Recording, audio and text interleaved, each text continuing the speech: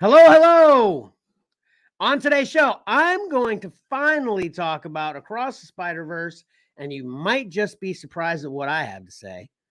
For the return of In Case You Didn't Know, Mike says, sometimes you need to look in strange places.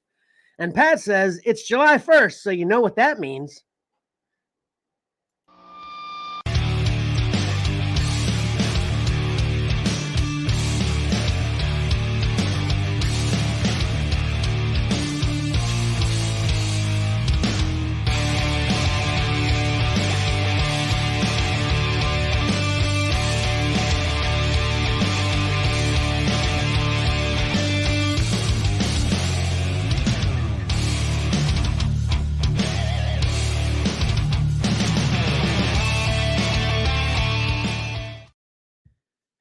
Welcome to your favorite live streaming, whatnotting podcast, Comics and Collectibles in the Crawl Space. As usual, I am your fourth or fifth, maybe fifth or sixth, I don't know, favorite podcasting host, Kevin. And I am not alone. We've got a full house. I'm going to actually let everyone know that Karen's here first today. We missed her last show. Karen's here. You want to give some kind of noise to shout out to the fact that you're here, Karen? Hi.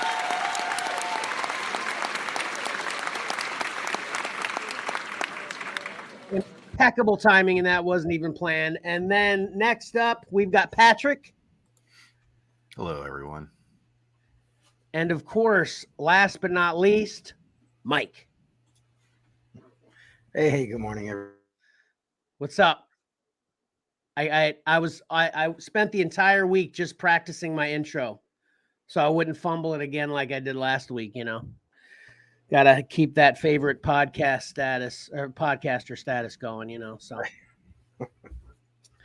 All right, so like I said, lots of teases that are kind of mysterious with the show today. But one thing that's not a mystery we talked about was we are going to spin the wheel to set up what the theme for Cover Combat 5 is going to be, right? Right. You want to start there? Yeah, let me click all this stuff here. Add my wheel to the stream, which I added it. Is it showing up for you guys? Oh, yeah. Sorry. Yeah, that's one of those things you can't see when it's up. Okay. Now let's hope it actually spins. I haven't tested it. Well, can we read the possibilities before you spin it? What possibilities are left? Yes, we'll start at the top left. We have decade. So if that's chosen, then we'll spin a wheel of different decades, and we'll pick from those 10 years. Universe or publisher. That's I guess we'll do the same. We would list publishers and universes, and then select from those. Teams. Same thing. Character of your choice, which that's the one I'm hoping for. Random character from a list, which would sort of be like Cover Combat 5 or 4, where we would all submit characters and then we'd randomly be assigned a character. Okay. And then artist of your choice, similar to the last one, but this time you get to pick your own. You don't get stuck with somebody like Francisco Mattina. Gotcha. Okay. That you're the only fan. So those are the categories. Okay, awesome. What are you hoping for, Pat? I'm hoping for, but it seems like it's our luck that it's going to fall on artist your choice. Okay. Because it'll be similar to what we just did. That's true. Yeah, that does seem like we kind of get stuck in a kind of tight for a minute. Yeah. Mm-hmm. Yep. Yeah. So character of your choice. Which that would be kind of strange if let's say you picked Superman and then you're putting all Superman books in. Right. Well, yeah. Well, I think if we get character of your choice, I think when we talked about it, that character could just be in that book, but not there. But like if you get Superman, it could be Justice League. It could be. Yeah. Adventure. As long as Superman is on the cover. Yeah. Yeah. Yep. All right. Did you say what yours was, Kevin? That's what I was. I'm actually leaning back towards the decades. I really like that. I guess I think that's my Yeah. I'm afraid to say my least favorite one because then I'll then jinx that's what it'll get. Yeah. All right, we ready for the spin? I'm ready. Let's All go. right. Can we get a countdown, Karen?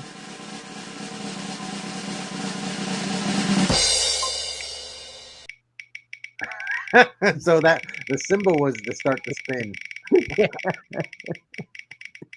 Hopefully, I don't have this set for a 60-second spin. Wow. Oh, it's really going around a lot. We're still almost there. Oh, No, that's the one I didn't want. Oh man. Who came up with Universe/publisher. Okay. So I guess we put universe/publisher because it could be like the Spawn universe and then Image for a publisher. Those would be two separate categories, right? Yeah, I don't know the details of that one. I think that's one that you had submitted and I don't know the details. So yeah, whatever you come up with. Yeah, because like Image has a bunch of different universes. It's not one universe, but then the DC universe is obviously one universe as opposed to, and a publisher. So that's why I differentiated that. You get it, right, Pat? Sure. All right. Can you remove the thing from the screen? My Yes. computer screen, everything is blank. Yeah, there we go. Okay, so what we will do, Mike's frozen. What we will do is we've already decided we're skipping next weekend. I have my youngest son is back from deployment, picking him up Sunday. Got a big plans for next weekend, and it falls perfectly right after the Cover Combat 4 finale, and now the Cover Combat 5 theme reveal to give us 2 weeks to decide what books we want to submit to Mike. And then in 2 weeks will be round 1, where we will see the first half of the books and their matchups. Right, Pat? Did I say all that right? I think so. I'm kind of stuck on how we're gonna pick. It's gonna be tough. See you, Mike. Join us soon, hopefully. Yeah, hopefully. It's like what I'm kind of hung up on is now. So, are we supposed to submit choices? Or are we submitting our choice to Mike? Are we gonna do what it? Mike wanted to do was after we spun, after what just happened. Now we know it's universe/publisher. Yeah, we need to submit. We're either going to submit. I can't. It's too bad Mike's not here right now. But anyway, we're going to figure out what the options are like today. Yeah. And then he's going to spin who gets what. Yeah. And then we get that. So then on the next show, which is in 2 weeks, people will be learning 2 things: what the universes and publishers that are being used are, as well as seeing the covers. Isn't that correct, Mike? Did you hear all that? I heard the end of it. I get it. So no show next week, blah, blah, blah. I get it. Well, what were you saying when you...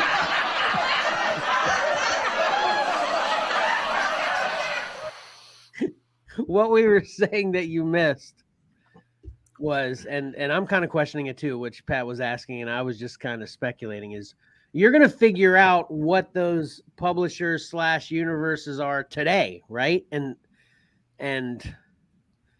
let us know, or maybe not today, but very soon, to let us know what we need to then search for over the next 2 weeks.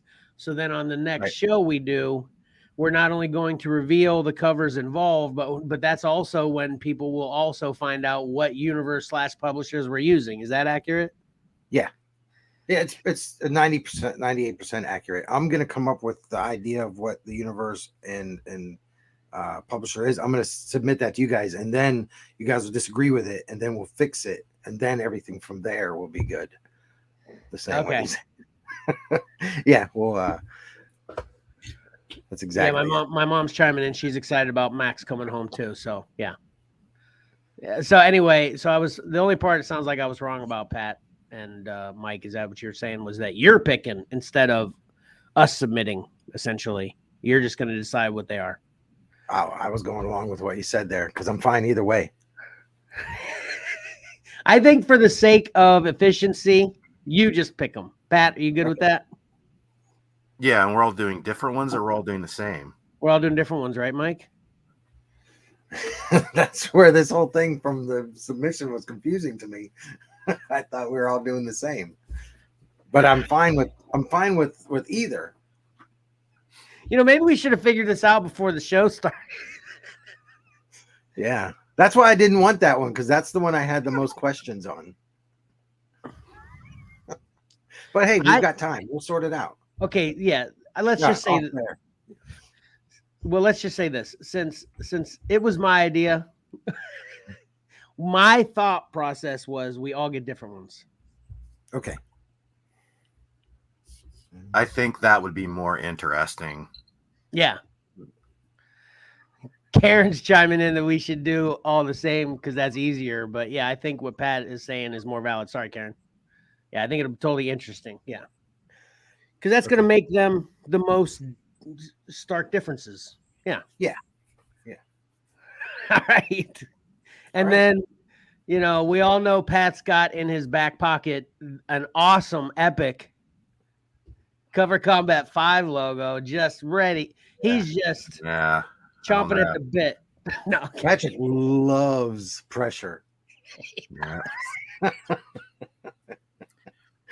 And Universe Publisher kind of leaves me with no ideas whatsoever. Right. So. No, you know what that does? That gives you an unlimited amount of ideas. Okay. There's no limits to that. Yeah, now that you say it that way. Right? All right, so that's cool though. Moving right along though. I guess again, going with our traditional things here, Mike, we are back with, in case you didn't know, right? Yeah. Hey, go ahead and stall for a minute. Oh, okay. I have a story about this. I came up with this idea right around the beginning of Cover Combat 4, and I knew I had all those weeks to prepare, and I had a little note sitting there with, you know, bullet points and all this, and I'm like, okay, I'll get to that. So this morning when I woke up, I put it all together. I knew what I had, the pictures I had to get. I knew all the stuff I needed to find. It was just putting it all together that I did this morning. So. I'm just glad you remembered in general, so we didn't get back into the heat of Cover Combat and forget again. So I'm just super happy you remembered, and I'm ready now. Are you ready? Yeah, I'm ready. All right, here we go.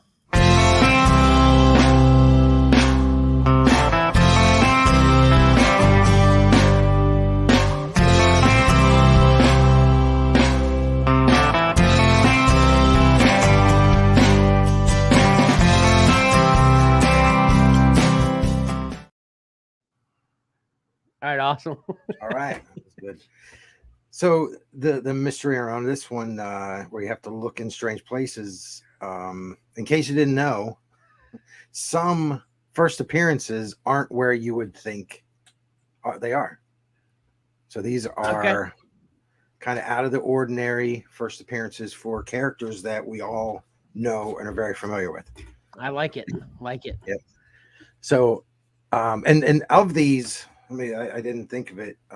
We probably, I think between the three of us, I know of Kevin has one.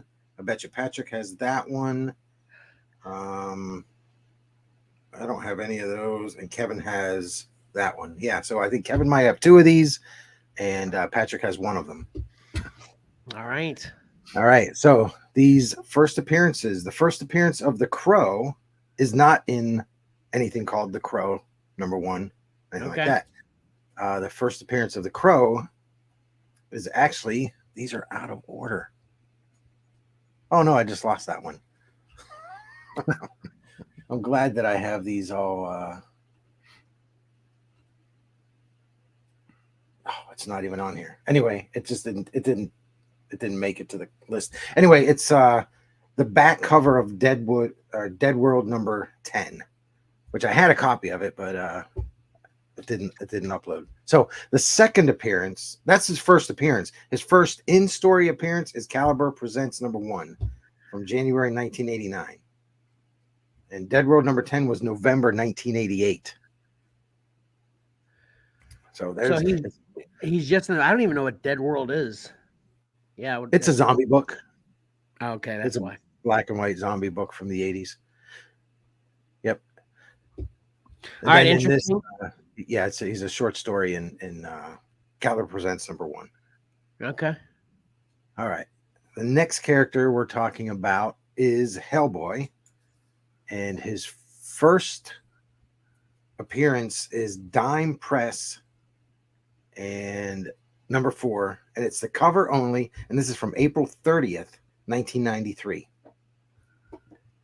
And then that's Did you know this, Pat?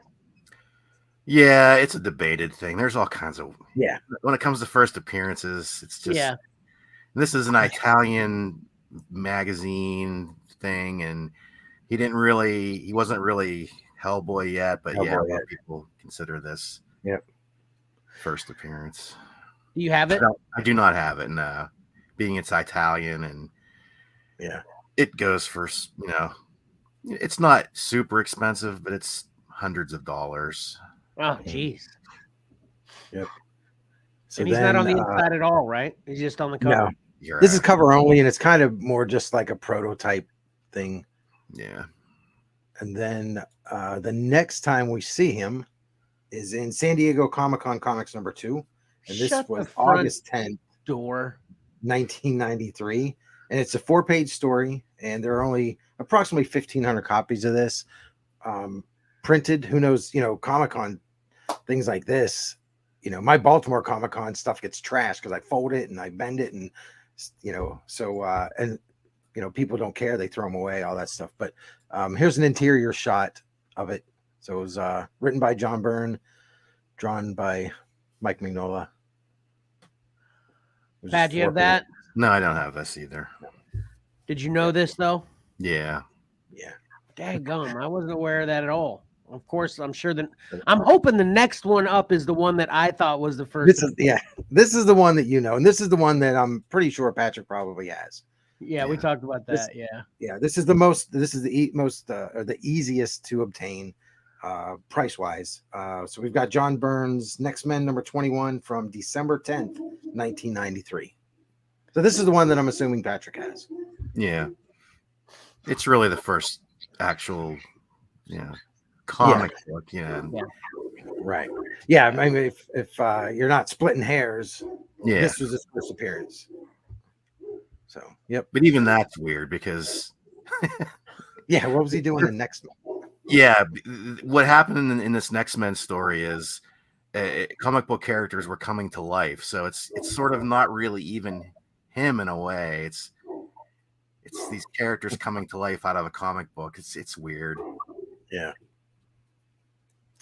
Oh, that's hilarious.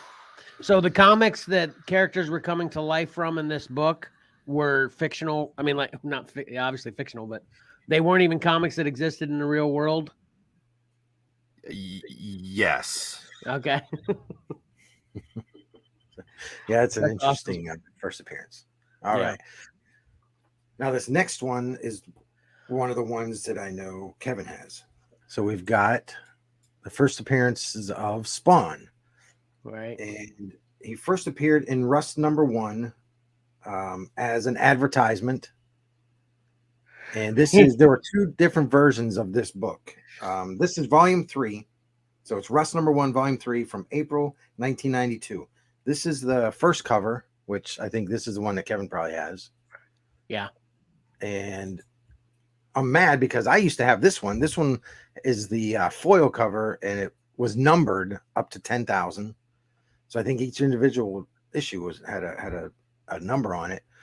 And this is the I swear it's there. There you go. That's the ad inside the back cover. So that's, the first appearance of Spawn in an advertisement. And what's so, oh wait, is that the right? Oh, and then we see this piece of work again on the cover for number 2. Mm-hmm. So we just reused that work. What most people are aware of is the Malibu Sun number 13 from May 1st, 1992, which is also considered. So these are kind of his 2 first appearances. But as far as I know, they're not in story. They're just kind of advertisement and cover. Awesome. And then the last one, I think Kevin has this one too. And this one is the one, there's a lot of debate on this one. The first appearance of Wolverine is in Incredible Hulk 180. And July 2nd, 1974. 181 was July 30th, 1974. And there you go. Wolverine's first appearance. Plain as day, if you ask me. What's that? It's plain as day, if you ask me. Absolutely. I agree. It's crazy. Yeah. I think it's the cover. People will love the cover for 181 more. Yeah. Yeah, but anyway. that's all you have to say is the first cover appearance. And Yeah. first cover appearance, first full story. Yeah, we've talked about this a million times. I mean, And with all of these, it's a full frame picture of him in He speaks. He has lines and has his he's name. named. This is everything. There is no reason not to consider this the first. Yeah, and I think this is what, and even some of these, it's where it's not just first appearances. Now they break them down. Now there's cameos. There's cameo 1, cameo 2, which I was talking to Tyler about with Eddie Brock. And then first appearance in an ad, first appearance on a cover. It's like, geez, Louise. It's where first appearance is where you very first lay eyes on them. You know what I think happens, and I know you guys probably think the same thing too. It's just someone goes to try to sell something and gives it whatever description they want to. And then if enough people, grab on to that description, it validates it. You know what I'm saying? And then forevermore, it's a topic of discussion and argument and debate, So yeah. But whoever tried to sell 181 first and called that the first appearance of Wolverine should be slat or whipped. I don't know, Yeah, but it's stuck though. That's for sure. Yeah, it sure did. So that's and that is in case you didn't know, keep an eye out for those covers in dollar bins because that Rust, I found that in a dollar bin. Probably not going to find most of those in dollar bins though. Everybody kind of, the stores know what they are now.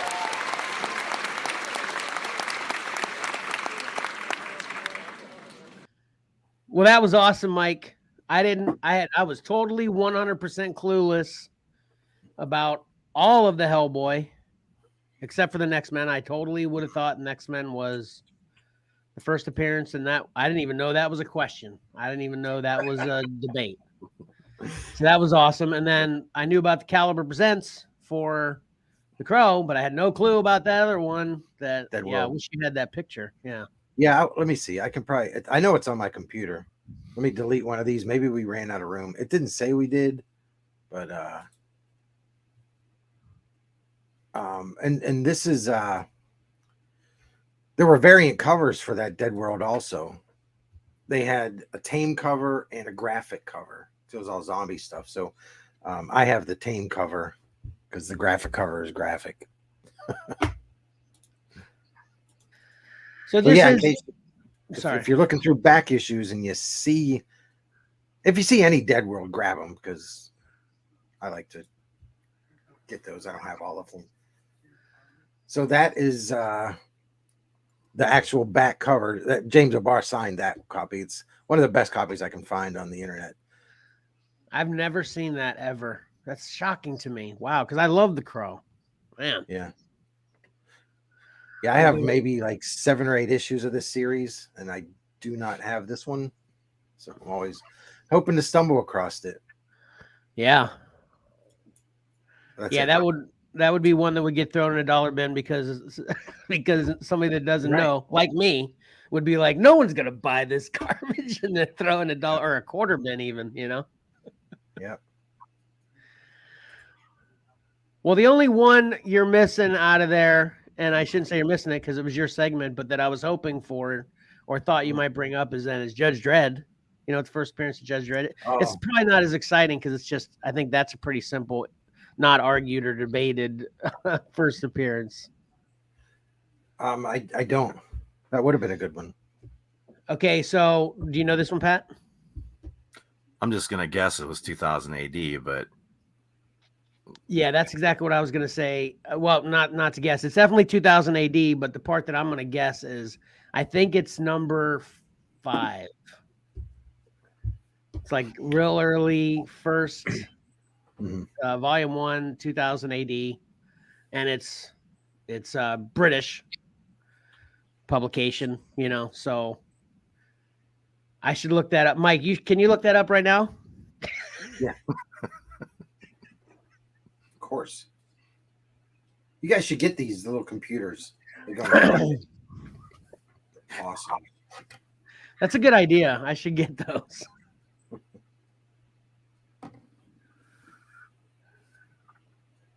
All right. What you got? Number 2. Number 2. The second issue of 2000 AD from 1977. Yeah. I've been chasing that one down for a bit. Yeah, that one's gonna be hard. Because like I said, it's a British magazine sized book. And I don't back then, how many copies was it even distributed in the US? Right. I don't think it was, 2000 AD is still rolling now. I sub to it now. It's in the thousands. Yep. They're not playing around with the rebooting. You know? I wish I knew that off the top of my head too. But anyway, that's a cool one too. But that one isn't as cool as what you said though, because that one kind of makes sense. It's a sci-fi, you know, kind of book, and Judge Dredd's in it, so that kind of makes sense, you know. Yeah, and when I see 2000 AD, I automatically in my mind, and maybe it's not, but I just assume Judge Dredd is in every single issue. You're right. Right. For number 1, because he didn't show up to number 2. Right. So. That'd be an interesting issue just to know what's in that, because it does seem like in all 2000 ADs, Judge Dredd is from cover to cover, or he's the focal point. So what did number 1 focus on? We look at Detective Comics 1 through 26. Right. I mean, that issue 26. It's like, yeah. All right. But that was awesome, Mike. Thank you for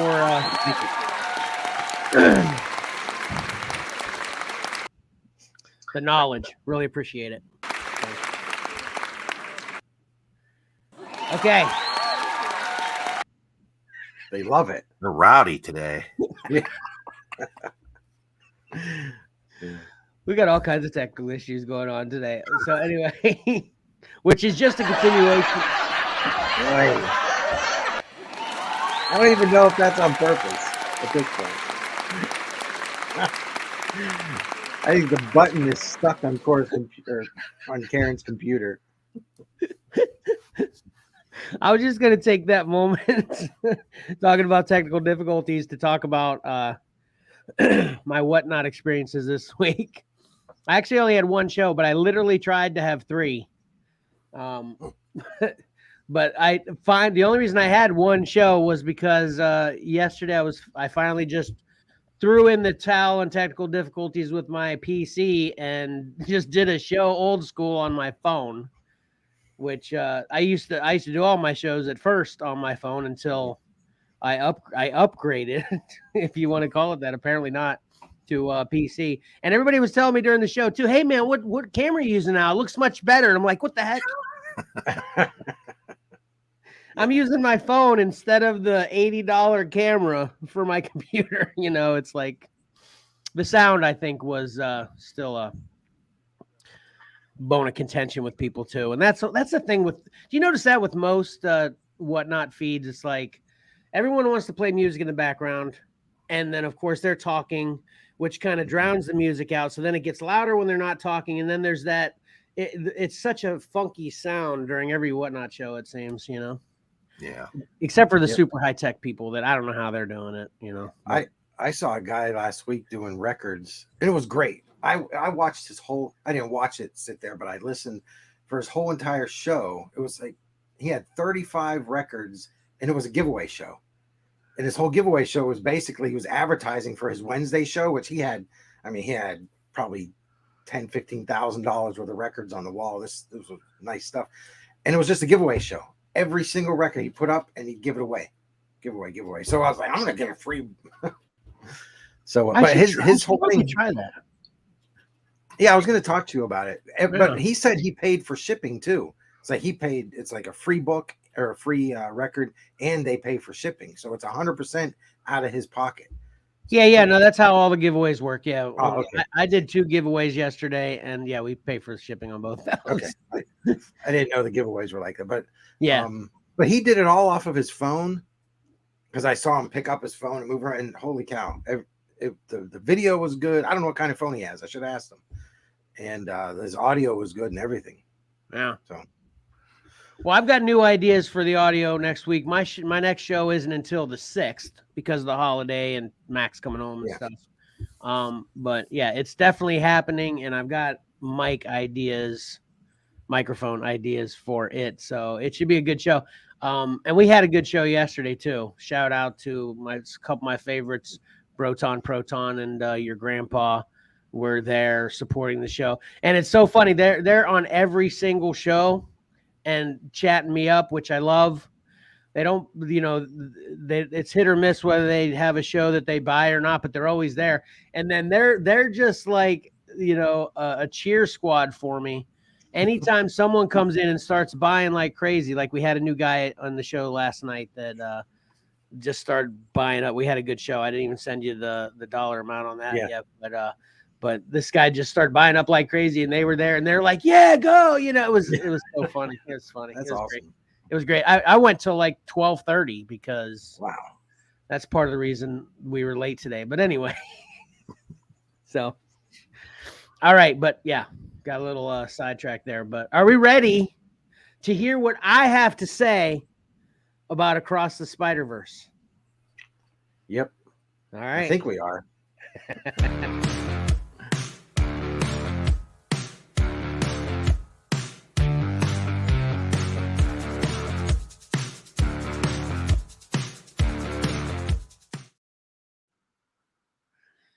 Okay, so I made sure I wrote this review down right after I watched it because it was last week, so I think I talked about on the show that I was getting ready to do it the day of the show last week for my wife's birthday. So wanted to make sure I didn't forget any of these riveting points. But here we have Across the Spider-Verse, Spider-Man Across the Spider-Verse, technically part 1. Oh, your grandpa's here. What's up, your grandpa? Your grandpa is ready for my review. Thank you. All right, so I'm going to start positive here, okay? So, first of all, it's without question. The animation here is awesome. I think Mike has or did state last week with his review that, both the Spider-Verse movies have kind of set the bar for where animation in theaters is going. And I think that's fair. It's obviously excellent. For the most part, the humor and the lighthearted dialogue with these are awesome. And even the story overall is good. Okay. That's the positives. Okay. So my first critique of this is I feel like this leaned into all of those things I said too much and lost sight of making an individual quality standalone movie. That's like my biggest number one beef with this. Like when this ended, I was bitter. I was hot. I was like, Yeah. are you kidding me? And I think everybody was bitter at the ending. well, you know how I say all the time with all my reviews. Yeah, all my reviews always talk about how an ending can make or break a movie, right? I mean, maybe I'm gonna actually say this to you guys. Yeah, your grandpa. Spoiler alert for anybody who hasn't seen it. Should I put up the spoiler alert for this one? I guess. Should I? I don't know. It's been out. Everybody's already talked about it. Yeah. Okay. I won't bother. But yeah, your And grandpa. Patrick saw it too, right? Yeah. Yeah, Patrick okay, saw it first, I think. Yeah. Didn't he? Yeah. Because he had that 3 or 4 movie weekend or week or Right. whatever. But anyway, so first of all, what I started to say was, see, you two should have predicted that I wouldn't like this movie based on the ending. Like Based on the ending, yeah. one of you two should have said, like, Patrick, when you gave your first review, you'd have been like, oh man, we loved it. It was really good, whatever your review was, and then said, but I don't think Kevin's gonna like it. I think it's better not to. That way you're not sitting there watching it going, no, what was he talking about? You can concentrate on the movie and not on trying to guess what we may have said. That was perfect, Mike. That's a perfect segue. Okay. Ah, there we go. Your grandpa. Right.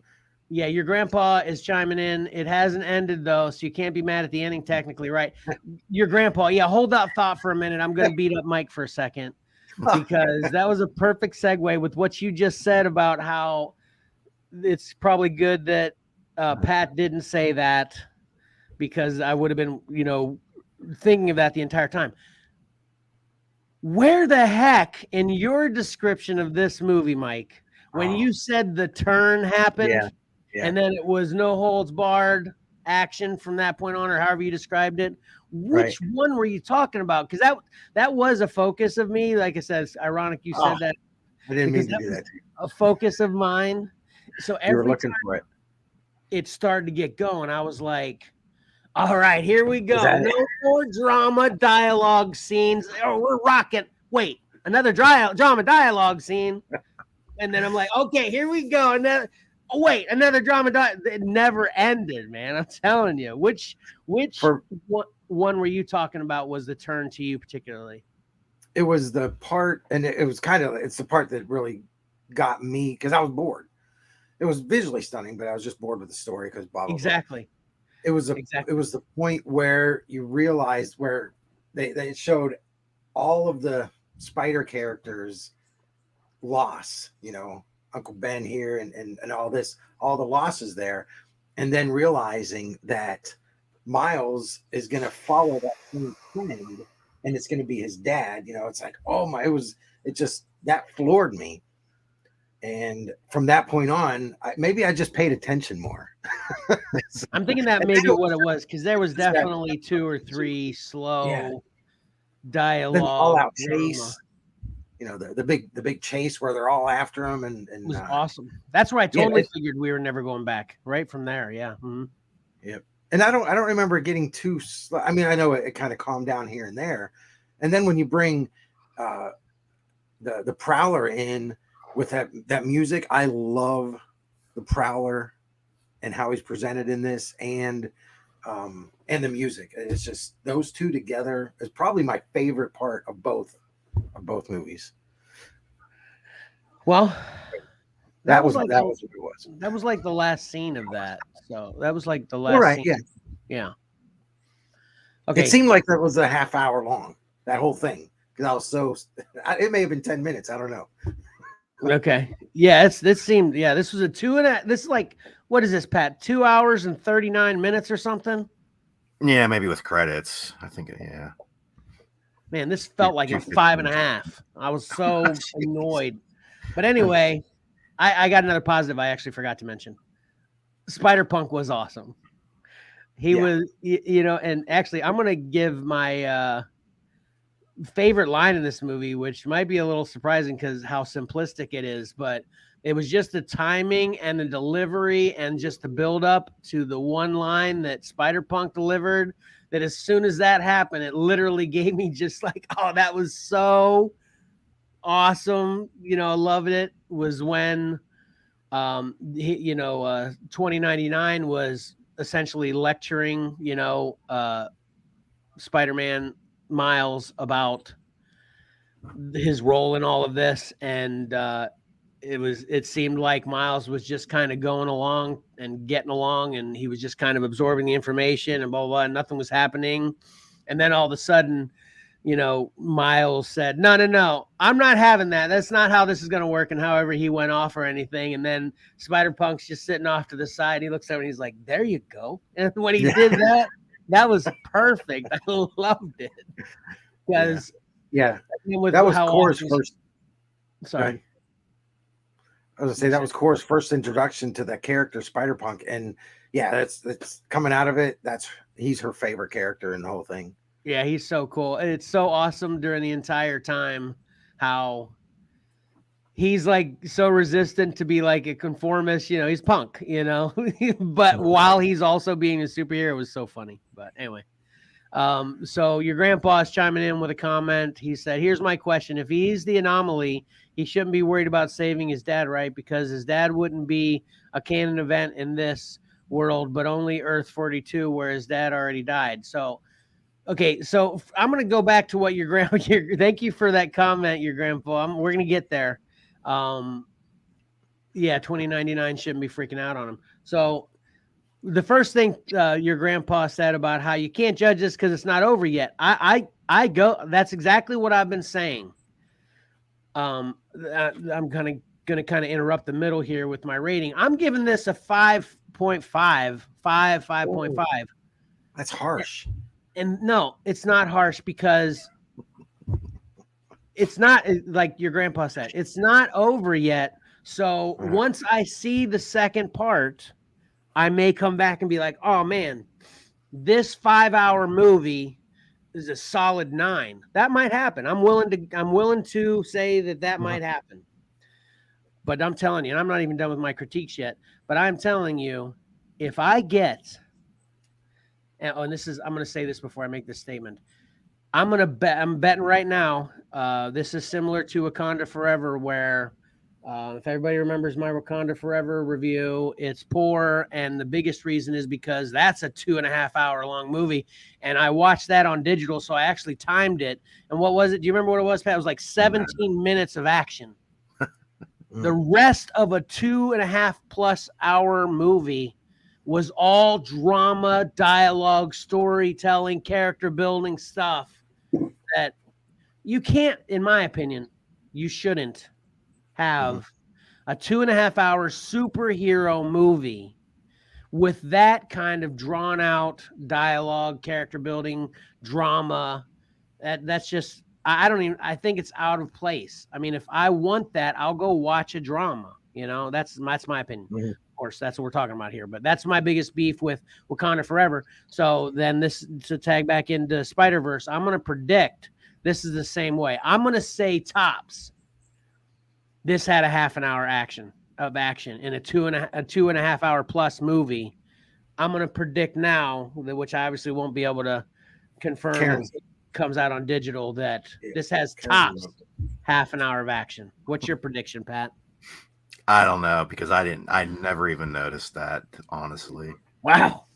Mike. Yeah. I think half an hour is too short. I'd say an hour. Okay. Oh, Kirk Corner's chiming in. What's up, Kirk? He's chiming in on Wakanda. Wakanda was reaching for other avenues. Shouldn't be a superhero movie. Exactly, Kirk. Exactly. I know you guys like Wakanda, though. Or did you see Wakanda yet, Mike? I know Pat liked it. No, I didn't see it. Well, we need you to see it. So we know that if we need to know if we're beating up on Pat or if you two are beating up on me whenever Wakanda comes up. So you need to see it, okay? All right. I haven't even watched Thor, Love and Thunder. Everybody agrees. Don't even waste your time, right, Pat? I do not agree. I want to watch it though. You like Love and Thunder? Yes, I like Love and Thunder. Man, I thought everybody didn't like it. Yeah, I've been wondering where you were, Kirk. I guess I believe you're probably busy.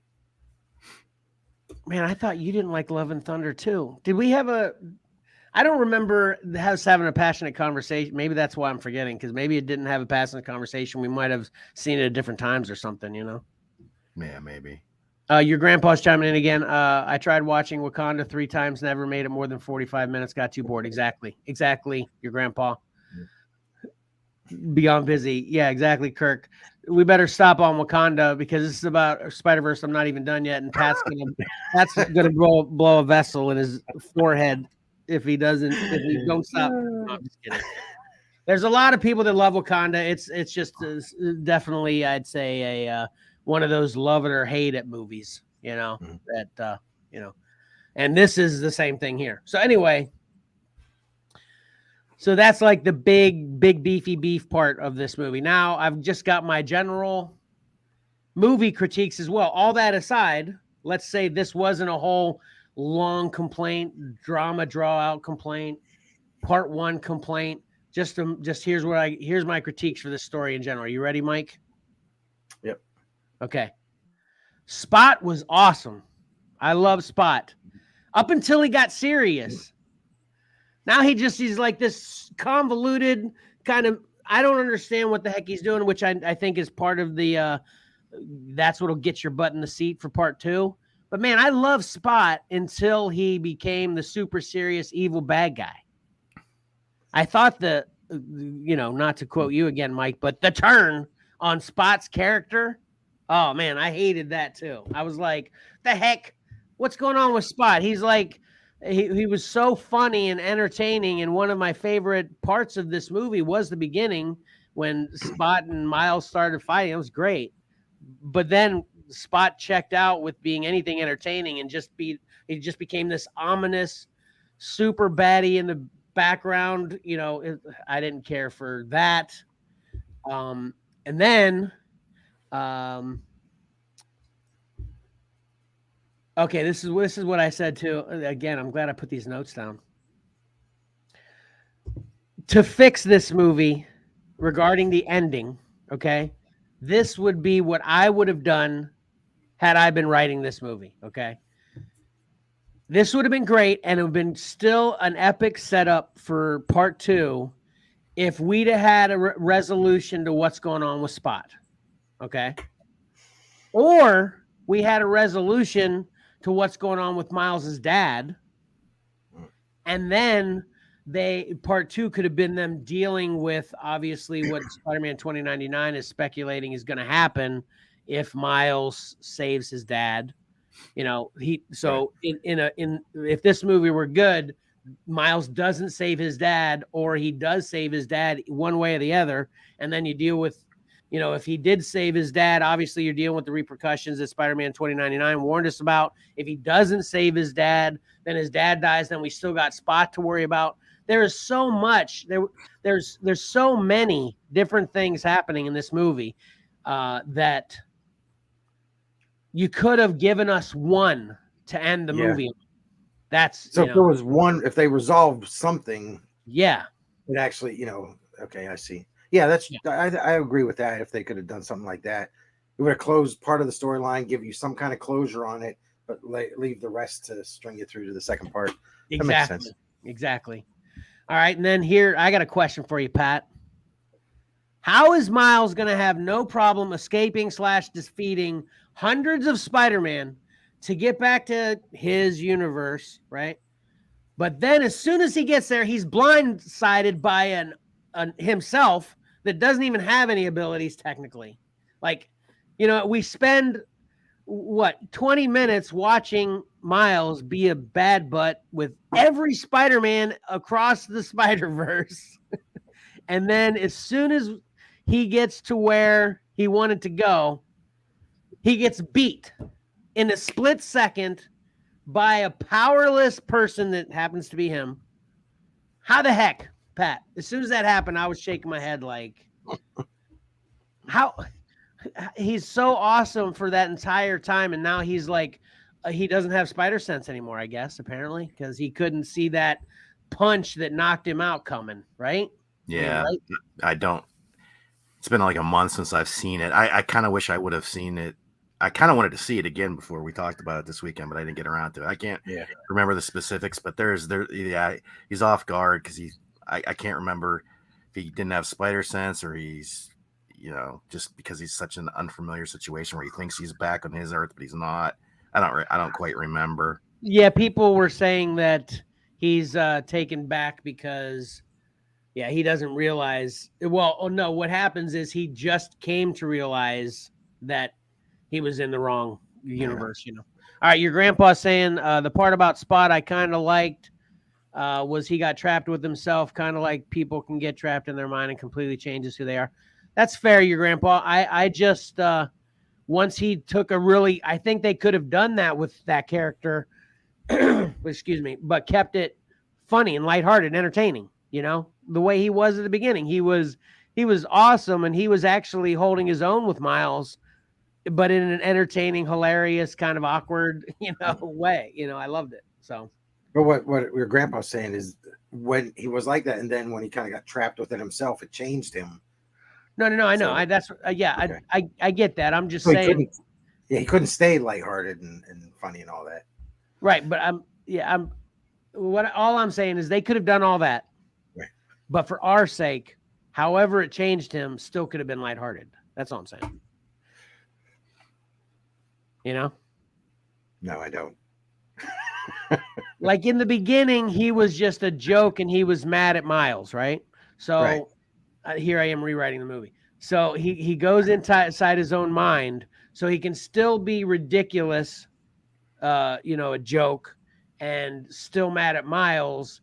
But now he's, decided, we don't even know what he's doing, but whatever he's doing, he still could have decided, this is what I'm going to do, and still done that. That's all I'm saying. I understand you're saying that's how he changed. Yeah. I'm just saying I don't like it. What would be great is if we had the option when these are on digital that we had the capabilities, and I'm sure people do, we don't, but you can kind of do. It's like, I created my own edit. Here's the Kevin edit of Spider-Man. That'd be kind of neat. People can definitely do that. I would love to have those kind of skills. Yeah, that'd be awesome. So anyway, next beef. When Gwen's dad has her cornered, and he's like, got his gun pulled on her, right? Mm-hmm. And she realizes the only way out of this is to reveal that she's his daughter, right? Mm-hmm. Tell me which dad in what universe, and don't say Gwen's dad in Into the Spider-Verse. Don't say it. But tell me what dad in what universe, whenever she revealed she was Gwen, would have stuck to his gun and the way he was in the movie, no pun intended, stuck to his guns and been like, no, you're under arrest, and starts reading her rights or whatever he does. But he's still threatening her and he's going to arrest her, as opposed to what I'm saying 100% of all dads that love their daughters would do, which obviously he loves her, he adores her. As soon as he found out it was her, the 100%, in my opinion, knee-jerk reaction for all dads would have been what? Anybody want to hazard a guess here? What would you have said, Pat, in that situation? I mean, you're talking as a parent, or are you talking, it's his job, you don't know how seriously he takes his job. You assume he takes it seriously. Right. Very seriously. Right. That he's not going to break the law and let her go. Right. I'm not saying let her go. I completely agree with that. So definitely wouldn't hold her at gunpoint, though. So here, let me just pull this off. Pull this Band-Aid off. Kevin edit. Yeah. Here's the Kevin edit. And the reason I asked you particular, Pat, is because we've talked about this before. Talk to each other for 5 freaking seconds. All right. She takes off her mask. He should have said, and she told him, I didn't kill Peter, So she takes off her mask and says that. His dad first question would have been, well, what happened then? No, you're going in or I'm going to shoot you, because he's got his gun on her. What? Come on. Yeah, I agree with you. I was not. Now that you bring that up, that was closer to the beginning. I forgot all about that. Yeah. I agree. I was not. I didn't think that was a good reaction on his part.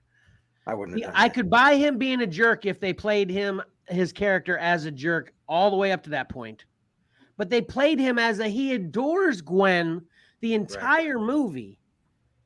And then when he sees it's her, he can't then take a minute to ask a question to rethink things, Yeah. And I see what you're saying, Pat. I would agree he'd still probably have to take her in, but then maybe kind of like Anakin did in Clone Wars with Ahsoka, take her in, even though he knows or feels like she's innocent, but he's still got a due process, something like that. But they may have done that to allow for his, I guess, evolution to how he was close at the end, where he realized. Yes, he did kind of redeem. He did kind of get redeemed a little bit at the end, but it doesn't. Yeah. Anyway, so I hated that scene. Okay. Mm-hmm. And then I liked India Spider-Man. He was pretty funny. Does he have, what's his name? Does anybody remember? I don't remember his name. I think he just had like the first issue of his own series just came out. Oh, really? Yeah. Anyway, what's up with him having yo-yo string spider? I thought that whole thing, while funny and entertaining, it didn't make sense for him to be a Spider-Man if, with that yo-yo thing. And I know that's a whole, trying to, incorporate, culture with Spider-Man, which, like I said, it was entertaining, but that didn't make sense to me. So I'm like, what? Why isn't he just swinging around? Like a Spider-Man does. Why does he need this yo-yo whipping action? It's like, I felt like it was like what we talked about recently with Spider-Man. Where it's like, go Web, go. He's like, had to go yo-yo, go. It's like he's throwing this yo-yo thing around, but I liked that, but also thought that was, just goofy and didn't fit in how and that's okay. And then this is my last thing I'll say about this then. And you did get a little bit of this with the first one, and that's something I definitely want to do when this comes out on digital too, is I want to check out Into the Spider-Verse again and then watch this pretty much immediately. Because another thing I felt like in the first one, it had a good balance between kind of goofy fun, however you want to describe it, seriousness. This, I think, lost itself in...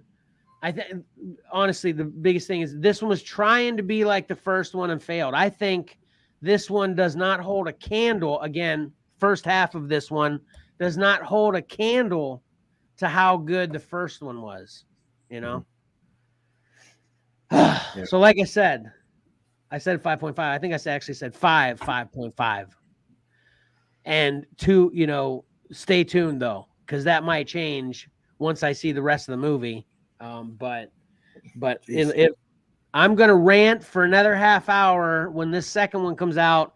If I get more than half of it, drama, dialogue, character building, this,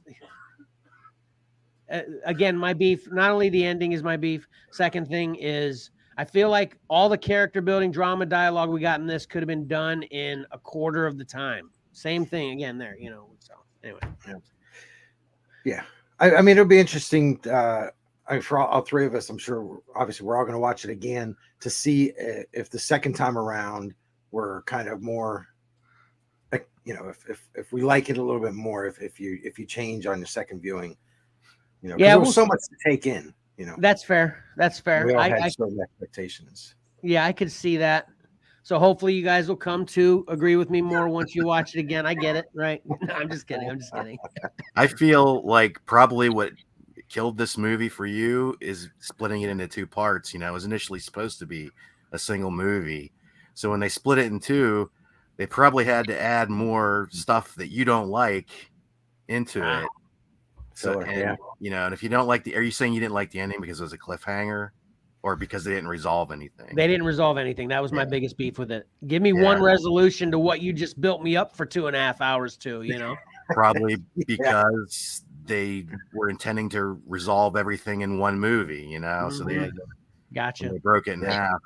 half, it suffers, I guess. Yeah, you're right. So then once the second part's out and you can absorb the entire thing, part 1 and 2 together, it might be enough. Yeah, but there's pluses and minuses there because there's a lot of stuff that was added that potentially you didn't think you needed, Right. So, Yeah. I don't know if I missed or forgot about any comments. Karen, can you think of any that you need to put up that I didn't? I said hold that thought for a couple minutes. Your grandpa saying if I had another kid, I'll name him Hobie. Yeah, what was Hobie, that's Spider-Punk. Yeah. Yeah. That's he obviously loved Spider-Punk and Hobie, but that reminded me of the next thing. This is my reaction. Man, Patrick, I just need us to see eye to eye on one thing with this movie, please. Okay. Did they or did they not? Oh, you like Love and Thunder too. This is my biggest complaint with Love and Thunder. Man, they took our beloved Peter Parker, Spider-Man, and made him a pink robe wearing, baby carrying joke the entire movie. He did not have one even remotely pseudo serious or awesome moment. The entire time he was the butt of the joke, which is my complaint with Love and Thunder too, is Thor's the entire movie is butt of the joke. And that's what I felt like with Peter Parker too. I mean, what I get when he first got there, maybe he caught Peter on a day he had to babysit, and I laughed when you first saw him in the robe. And of course the baby was adorable. No questions there, right? She was great, right? Mm-hmm. But later he's still in a pink robe and he still wants to take the baby with him. Yeah, but he was the butt of the joke in the first one too. He was not the savior, but he was a hero at the end though. He had some heroic moments. Yeah. And he's part of the team to rescue Miles at the end of this too, so he could potentially have his hero moments yet again. But he's the dad Spider-Man now. In his pink robe with the baby, right? Yeah. Anyway, and also too, I'm gonna actually push back a little bit more on that when you're saying he was the butt of the joke in the first one. He did. So his evolution was he was super depressed and downtrodden. Then he kind of became a joke. Then he was heroic. He kind of had an arc that started with him dark and he had kind of thrown in the towel. Remember at the beginning? Yeah. So he definitely wasn't a joke from the start. This one, he's a joke from the start. He's continued to be a joke. And unless he takes off that robe, he's going to continue to be the joke and leave the baby home with Mary Jane. Although I love that baby. That baby was hilariously awesome. I can't say how much I love the baby. Or I can't tell you how much I love the baby too. It was great. So, and that's the thing that, and I think I've said this is the last thing I have to say like 5 times. Maybe this is what happens to me in movies too, Mike. If you really do awesome things that makes me love it and then lets me down, it's worse. You know what I'm saying? Like, if this was mediocre with a bad ending, I'd be like, no, it's a 7, whatever. But this is, like I said, the art, animation, overall story, awesome. Obviously, I love all Spider-Man stuff. It's awesome. And then you're going to let me down. That's what that's what I'm speculating. This has this, effect with me, so. Yeah, because you're looking at it and you see the potential and it just didn't reach the potential you thought it could. So that was the makes letdown. It worse. Yeah. So. Yeah, but if there was never any potential, it's like, okay, well, whatever. Right. All right. And I think this is the first time I've ever done this on What Kevin Watch. I like to build up to the ending. Okay, we started backwards. That's what I just couldn't wait to get to that. That's why I automatically wanted to put it first. But I actually watched 2 other things. And it's probably a good thing since I've been talking about this forever that I actually did not get to the finale of Silo. I did watch. Last night was episode 9, right? No. Last night was finale. Last night was 10? Yeah.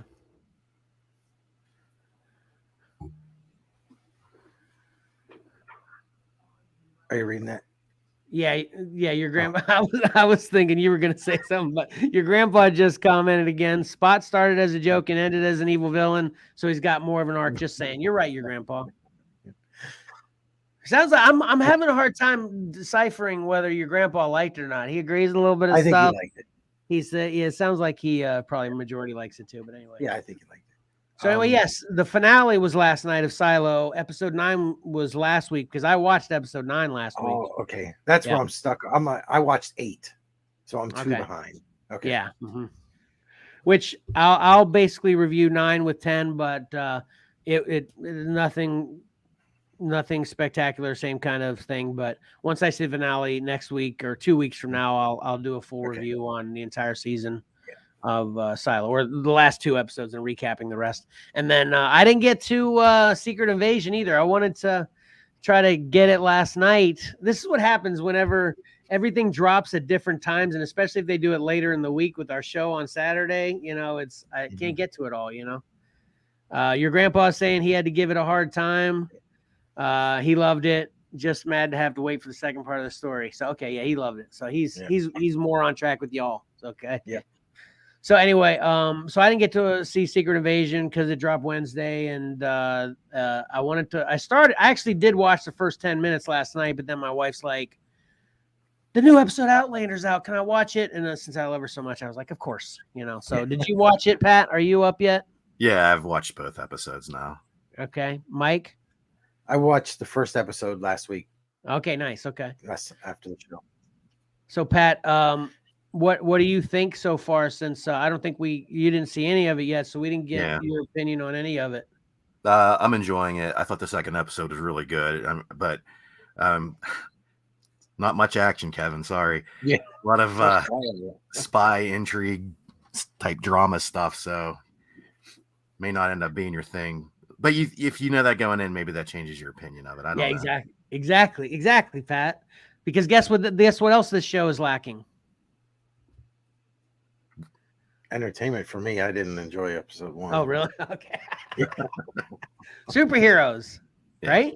So yeah, if it's spy, intrigue, drama, mystery, and if I know that's what like you said, if I know that's what I'm in store for, I thoroughly enjoyed, with optimism, episode 1, and what I saw the first 10 minutes of episode 2, it definitely seems like it's continuing that trend. So yeah, it's totally what I was expecting, kind of thing. So I'm liking it. So we'll see. Yeah, I think there's some above average writing dialogue going on between characters, especially in episode 2. There were some really good scenes. So okay. Yeah, I may have to rewatch episode 1. I think what it was kind of victim of, I really wasn't in the mood to watch it. Emily really was. So, but it was like I wasn't in the mood to do anything. So I was like, okay, yeah, fine, we'll watch it. So she was all into it, and I just really wasn't. So maybe that's why I didn't pay a whole lot of attention to it. So it sounds like maybe I need to revisit. In episode 2, they kind of give the out as to whether there's no superheroes in this. So okay. Well, I did like the intro to episode 2, kind of flashing back, which I thought. Let me ask you this: so at the beginning of episode 2, they flash back to Captain Marvel. Yeah. Where they show how Nick Fury and Captain Marvel came to find the Skrull, and these main Skrull were focused on for Secret Invasion, and then kind of explains how we got to where we are with it. So I was thinking, though, why they wouldn't do that in episode 1, though. Do you have a speculation on that, Pat? I'm not sure. Nah. It is funny. I noticed, and I commented to Valor yesterday that they obviously, because of money, they talk about Captain Marvel, they talk about Coulson, but they don't show them. Yeah. All right, so I wasn't done yet, so that was just a get rid of those real quick. But I'll keep these brief. I did want to point these out, though, because these are both positive. I watched Finch on Apple TV. Sorry, another one you can't see, Pat. Tom Hanks. I've never even heard of this. Yeah, I know, right? Exactly. I feel like I say this once an episode, if not every other episode at the least, that all these epic movies with great stars that you never heard of, right? But this is Apple TV original. So yeah, unless you get Apple TV, I don't know. I don't know how you're gonna see it. But anyway, of course, Tom Hanks and Tom Hanks is in this, and only Tom Hanks. Aside from, you can see on the poster here, there's a robot to his right named Finch, and that robot's name is Finch. And then his dog to his left, which right now my memory, of course, is failing me again. Can't remember the dog's name. But this basically takes place in a post-apocalyptic future. This is a mix. You ready for this crazy mix? Imagine you mix Castaway with I Am Legend. Okay? That's what this movie is. And if that doesn't sound good to you, you're wrong. Because I love this, and I'm even going to give this another plus too. That I watched this, I was dead tired. I was having to fight sleep the entire time. Seamus, the dog's name. Karen's chiming in. She's saying Seamus. Is that the dog's name, Karen? I'm assuming. But anyway, you know how usually when you're battling sleep when you're watching a movie, that's usually a negative, right? Right.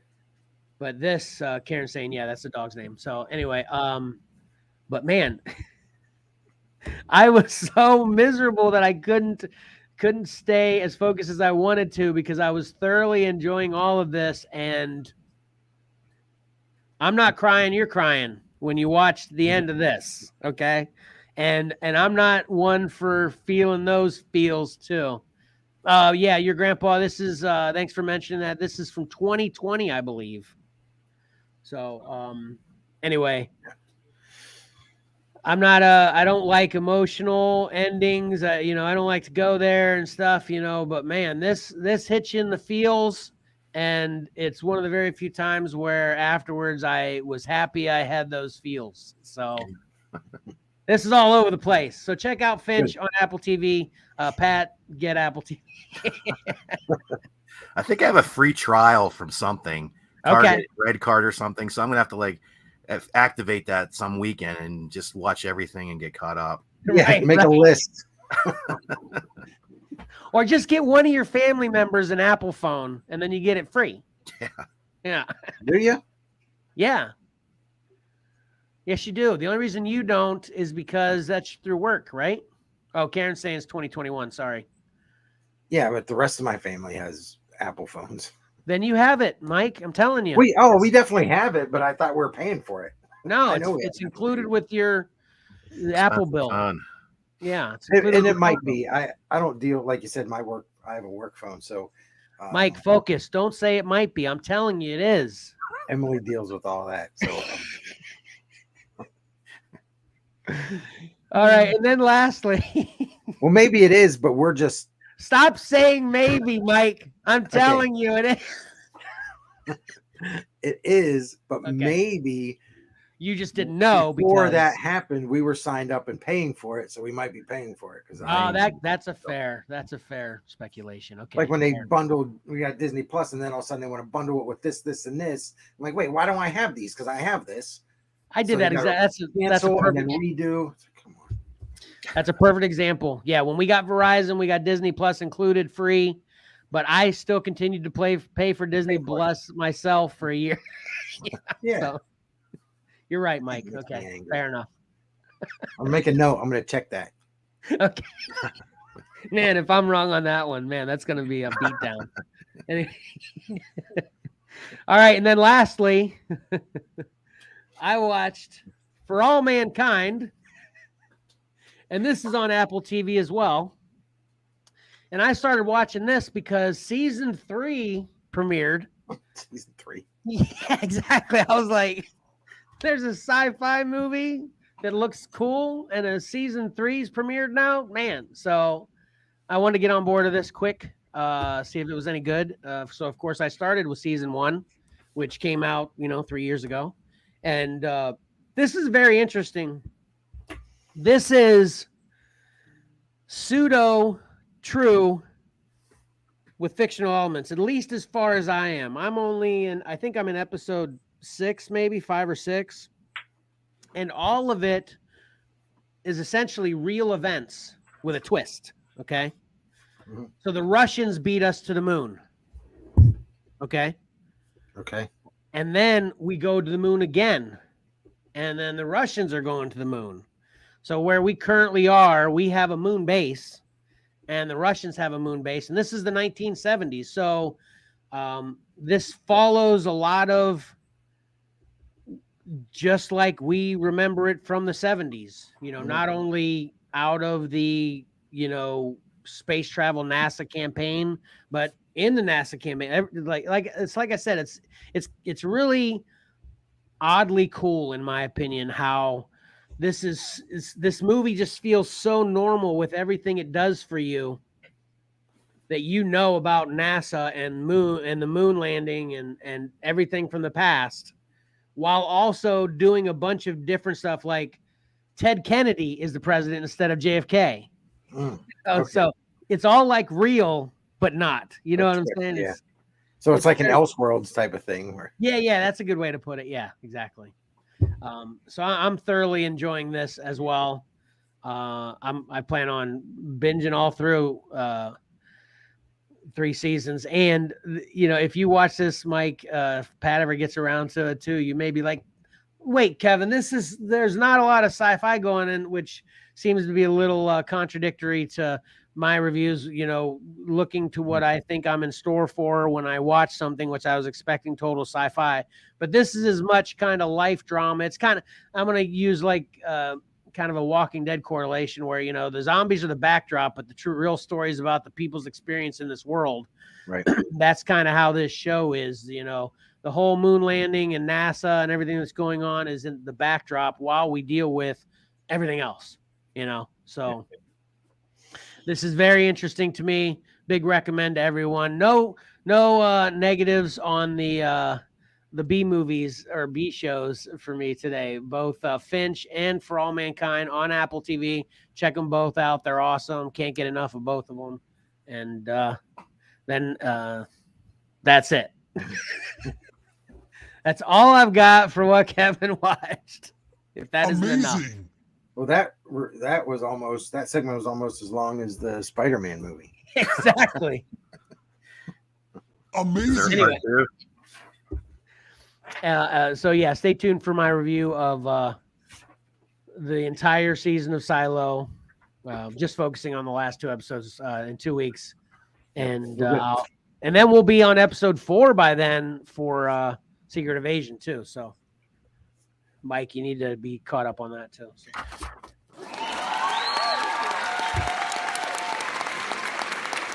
That was the okay. It's not going to happen. What? That was the okay. It's not going to happen. Oh, gotcha. Okay, that's your signal. Okay. I have 2 episodes of Silo to do. Yeah. I've got.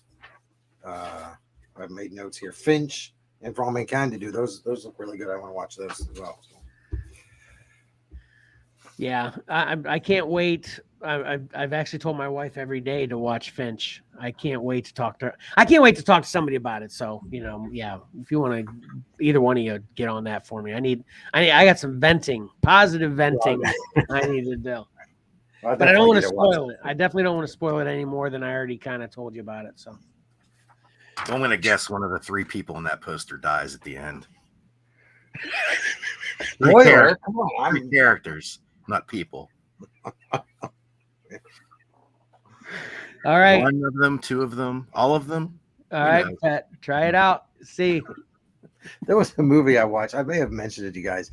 It was a werewolf movie, and Emily came down. She made some predictions. She's like, that person's going to die, and that person, and blah, blah, blah. And then at the end of the movie, she's like, okay, which ones died? I was like, all of them. Like, all right, so we ready to get back to some comic books now? Yeah, let's do this. All right, yeah, sorry about the length of that, but I try to keep them when they're that long, few and far between. But I can't help myself when it happens. It just happens. So here we go. Right.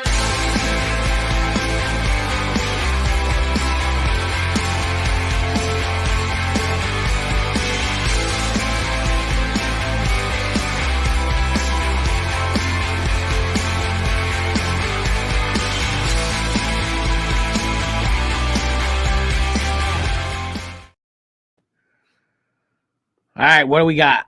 All right. So, pick 3. Here are the covers for 10 books coming out this Wednesday, July 5th.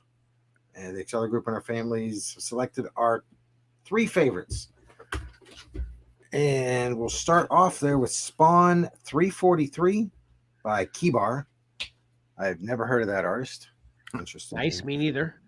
Then Venom Lethal Protector 2, number 5, Philip Tan.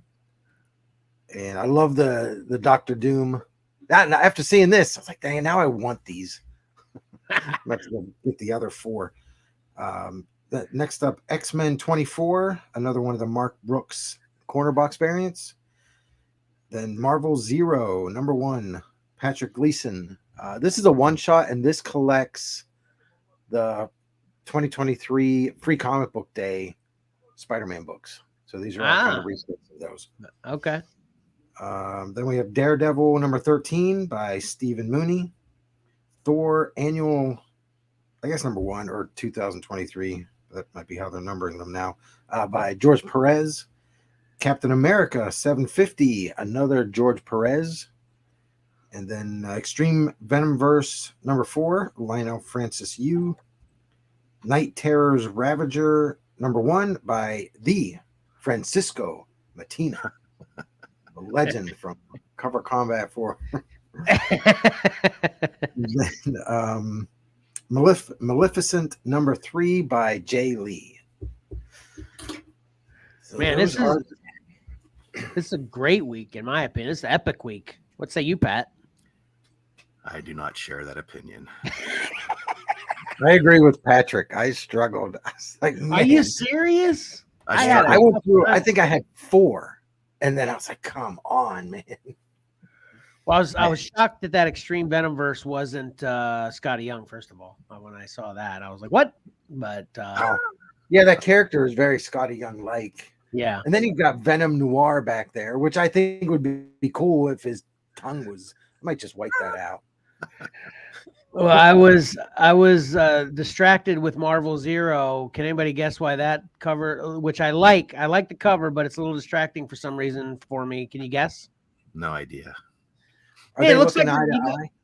Yeah, it looks, and their faces are so close. You know, Spidey does that drop down kiss thing with Mary Jane. What are they going to kiss? Come on, you know, why are they so close, grinning at each other? It's too intimate of a moment for me, you know. I was just joking. I thought it's because Spider-Man was upside down.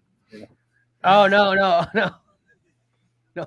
Yeah, I didn't even. Yeah, the kiss was so distracting. I didn't even notice that, Pat, or the possible kiss. I don't know, but at least there's no tongue. Yeah. Yes, exactly. But yeah, Mike, you said there's 4 of them. Then we establish as long as there's more than 3, it's a good week, right, Pat? Yeah, I struggled to get my 3rd choice. Okay. So that makes sense to me. But yeah, Mike, if you got 4, that's a good week. You did a good job, Mike. Thanks. Believe it.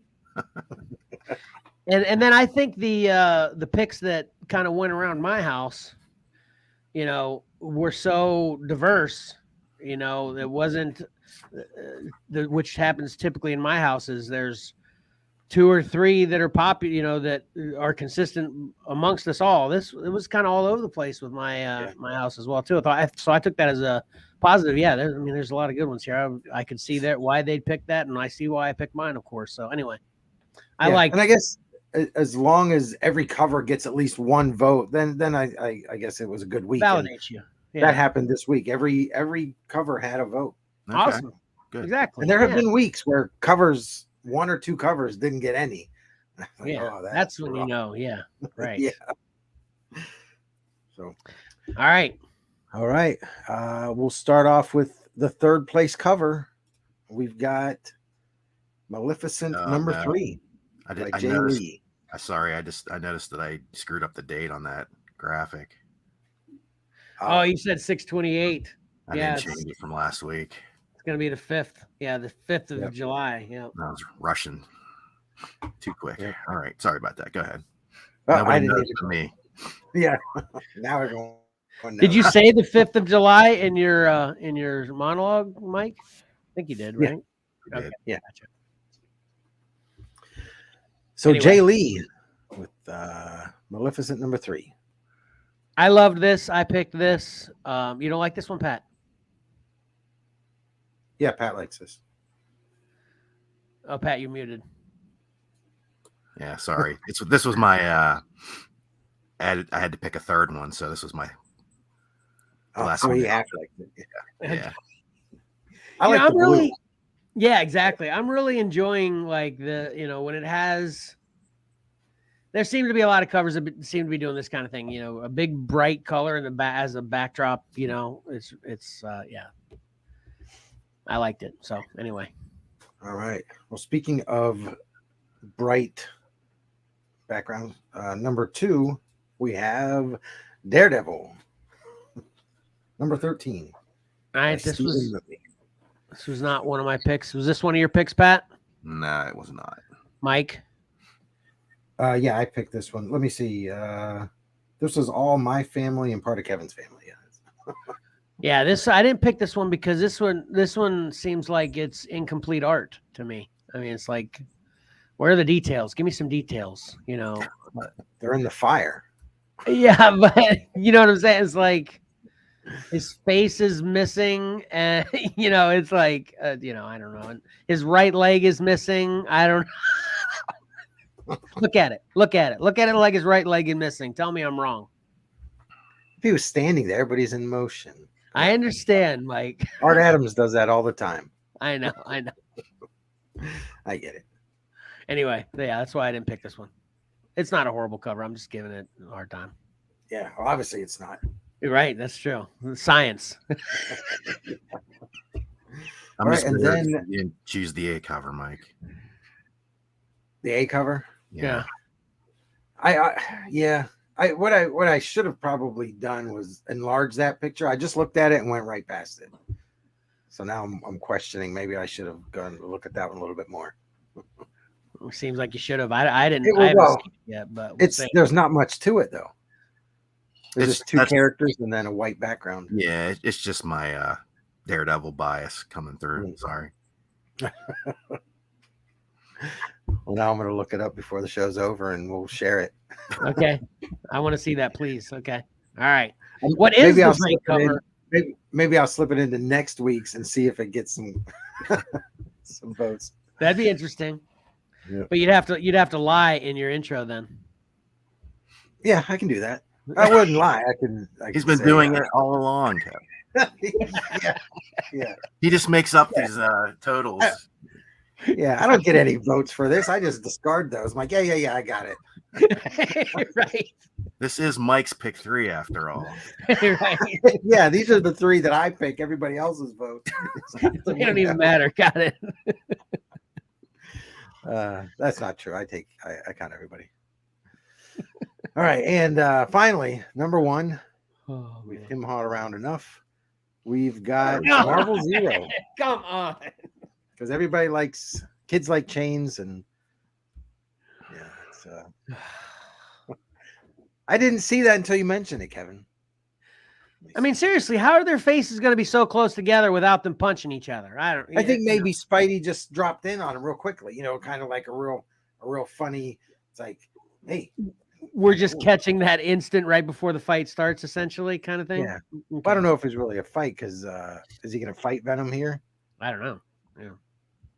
I didn't see any of those books, But the art is cool in this. That's for sure. I yeah, definitely. Patrick Gleason. I mean, it's Yeah. hard to find stuff of his I don't like, Yep. except for that Hulk #1 variant. You see that, Patrick?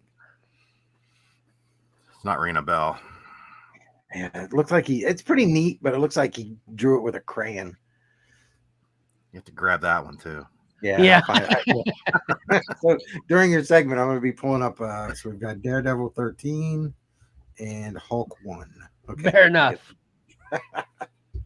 So that's it. Those are our top 3. Nice.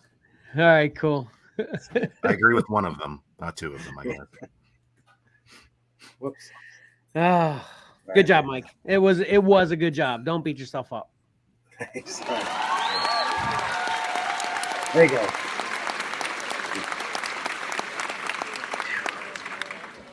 Thank you, studio audience. I don't know whether it's the my Spider-Verse review, how great my Whatnot show was, or the alcohol, but something, I'm exhausted already. So which is actually I'm kind of using that as a crutch to move into my next statement that unfortunately I don't even have a review this week. Uh-oh. I'm sorry about it. Hopefully you guys aren't like me. You guys have one, right? Yeah, I do. Yeah, Mike? I do. Yeah. All right, cool. I want to see him. I can't wait.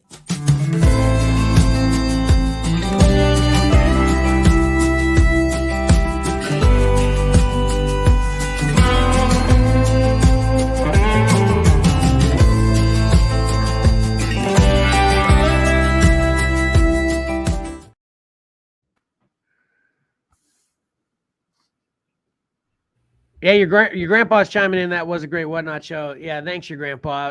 I don't know whether you were here earlier when I gave you a shout out that, yeah, you and Broton make it epic, not only when you're there and just chatting up in general and then you grab some stuff. We really appreciate that. But then whenever you are also a cheering squad, whenever some new random kind of joins my show and starts buying stuff, I really appreciate it. So, yeah, it was a fun show. And I think I went 2.5 hours last night, too. But anyway. All right, I shouldn't be up here. This should be Mike. Mike, you're on deck. What you got? Yeah. Let me get organized here. I have 3 sheets of paper for my notes and everything, and I get out of order all the time. Actually, it probably makes sense to do this. Pat, are you ready? Right. So he can get a break before. Yeah. Collectibles on the horizon. Yeah. Okay. Not only did I read 1 book, I read 6 books this week. Nice. Oh my goodness. Oh Trying man, to get you know caught what? up. I'm gonna hate this review. I already know. Why? What do you make you say that? Because I've heard good things about this, and I don't have these. And okay. Patrick's gonna talk me into wanting them. Gotcha. This is World's Finest, numbers 6 through 11 by Mark Waid and Dan Mora. Number 6 was the arts by Travis Moore, sort of a fill-in issue. Number 7 has the incorrect artist listed on the cover. It says Moore again on number 7, but it's actually Dan Mora. So this is like I said, number 6 is sort of a fill-in issue. It kind of bridges the gap between the first story arc and the second story arc. So it's sort of a standalone issue where Robin got lost in time and they are trying to find him, and he's waiting for them to find them because he knows Batman and Superman are going to figure this out and they're going to find him. And so he takes up with the circus, and there's a little bit of detective work going on about who's doing this and that. Like I said, just a fill-in issue. It's okay, but nothing too memorable. 7 through 12 or 7 through 11 is the main focus here. This is the Boy Thunder arc. This is kind of neat, I'm playing catch up here, and I'm surprised this didn't get spoiled for me, but I guess it's not a huge spoiler because there's a big Mark Waid kept talking up on his social media that this Boy Thunder character is somebody that we know in the DC universe, and nobody has guessed it so far. He kept kind of teasing it, but he kept saying so far nobody has figured out who it is. But basically, this Boy Thunder is a character. He sort of has a Superman-like origin. His planet was on the brink of destruction, and his parents supposedly send him off on a spacecraft, and he ends up in our dimension. He's the sole survivor of this explosion of this planet. We find out that the craft was basically made to carry not only the boy but his family, but he kind of was goofing around inside the cockpit and messed up the machine, and they had to rebuild the machine, and they only had time to rebuild it so he could get out. So he is the sole survivor of the planet. He would be the last one. You messed it up. You're staying. Yeah. No. Right. Well, yeah. So he's trapped. He has these powers, just sort of like Superman, because of the red sun or the yellow sun. He gains these powers, sort of like heat, lightning type powers. And he's all alone. So Superman, in addition to Batman and Robin, sort of take him under their wing, and he sort of becomes like a sidekick to Superman. And they're trying to train him to use his powers. Meanwhile, he's not doing the greatest. He has anger issues, and they're trying to keep him on track the whole time. Robin kind of brings him in to the Teen Titans, and they try to settle him down, get him used to this new world. Meanwhile, the villains behind this arc are the Key and the Joker. And this is they're basically trying to find a way to. I think that initially what they wanted to do was there's this new boy Thunder. They wanted to kidnap him and find out. I think Joker really he wanted to find out. Where's that mystery noise? They wanted to find out the identity of Superman and Batman. I think that was Joker's real objective here. Meanwhile, the Key is into unlocking, as you might surmise. Is the Key a new character? I've never heard of him. He is an old character, but Mark Waid likes to dig up these old, obscure villains and heroes, which it's kind of a thing for him. He tries to reuse and you sort of reinvigorate and tie them in and make them more interesting. Yeah. It's a talent. There's certain writers that like to do that. And I think it's bravo to them, Yeah. Trying to get the most out of, something that's already out there. Right. But his deal is when what happens is they finally capture the boy Thunder. And the Key, not only are they trying to figure out who Batman and Superman is, which they're unsuccessful in doing that, but the Key wants to unlock the secrets to the multiverse because he's from a different universe. So that's kind of is that literal, or was that no pun intended when you said he wants to unlock the secrets? Is there like an actual unlocking happening as the Key? Yeah, basically, because he's the Key, he thinks there's a literal or figurative key to everything, Gotcha. Okay. And so they want to use they want to use his knowledge and they know that he has a spaceship, or that he came to our Earth in, so he wants to try to figure out, through all this, and become the master with his key to unlocking the multiverse, and him and Joker are gonna rule the multiverse, Gotcha. Basically they defeat the Key and the Joker. And I have to say this is the Joker I like. This is the more classic Joker, not the cut my face off, sew it back on Joker. And Dan Mora's art is just it's great. It's top notch in these issues. It's a good showcase for him. He does a great Superman. He does a great Batman. His Teen Titans all look wonderful. His Joker is awesome. He even makes this weirdo Key villain, look interesting. In the spoiler in all of this is in the secret that Wade had been keeping, that this is a character that we know before, this boy Thunder. It turns out, and if you don't want to know, I mean, these books have been out for half a year now. Yeah. But boy Thunder ends up eventually becoming Magog, who is the main villain from Kingdom Come. Ah, okay. So it really tied it together because he in Kingdom Come, Magog is sort of like the antithesis of like the 90s over the top hero, no nonsense, bad butt, whereas Superman was more Boy Scout. And so this is kind of cool because they're tying it back in to Superman in the past, because Superman was sort of his mentor. And they're also tying it because Magog killed the Joker in Kingdom Come. And here he was very close to killing the Joker, and they stopped him. So it all tied together very neatly at the end. Credit to Mark Waid in his writing. It just it's funny because this is a very good book. It's out of continuity. Well, it is, but it isn't. It's like a tales from the past, but it seems fresh at the same time. And it's one of those books where, it's really good, but it just never seems to find itself moving itself to the top of my reading list. So, here I am playing catch up. Well, I've got I think I still got 6 or 7 more books, backlogged on this title for me. So this is, it's a strong get it.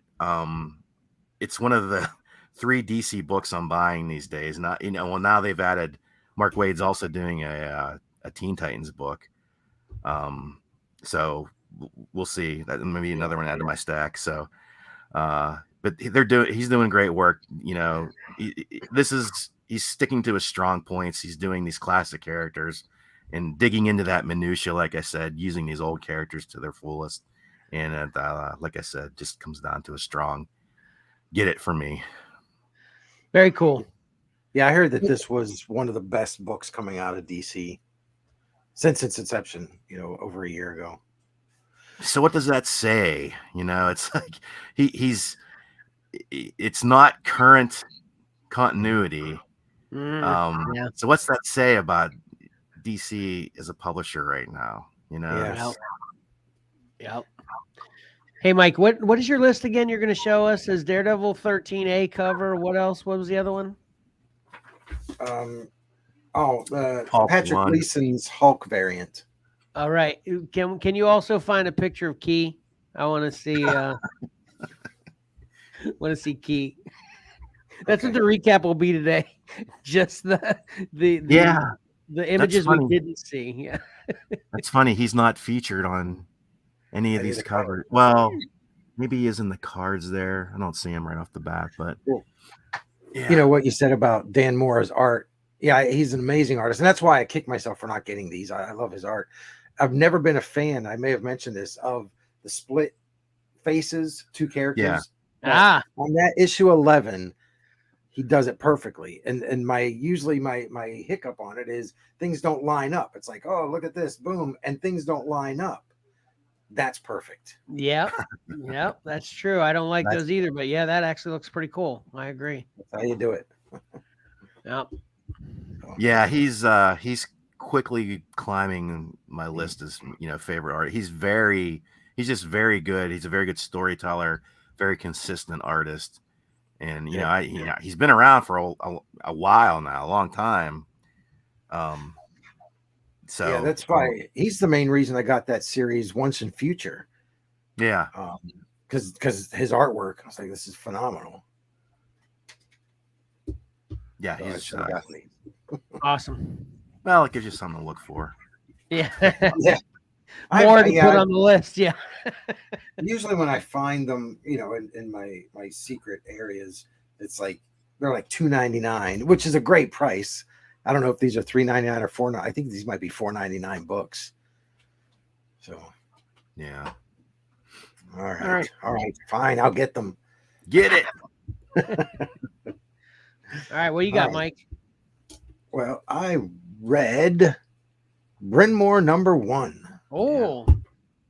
By Steve Niles, creator of 30 Days of Night. And the artist is Damian Worm. And I guess they've worked together in the past. But this is issue 1 of 5.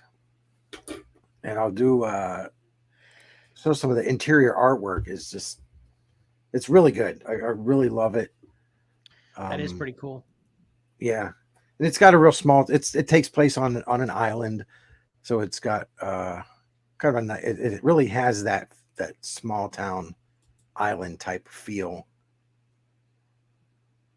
So that's the artwork there. But basically what we've got is the main character, Mark Turner. He returns to Turner Island, which is named after his great-great-great-grandfather. And his family had lived on the island for years and years. And they were not seen in a favorable light. They weren't good people. I imagine the island people didn't like them. Over the years, all of the Turners had, for one reason or another, left the island. So When Mark returns to it, he's the only one there, and there hadn't been Turners there for a while. So some of the the current residents are less than happy with his arrival. He has a couple run-ins with them, and in one of the run-ins, that's basically all the action you get in this book. It's all story, kind of laying the groundwork for it. He's got plans to renovate an old church, and then when we get to the end, he ends up finding a secret basement, and I guess in issue 2 we'll find out what's in that secret basement.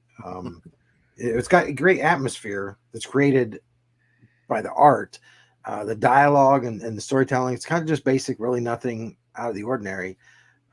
So this issue is all just setting the foundation, which hopefully issue 2 through 5 picks up the pace, and which it should, by the way. This one ended on the last page.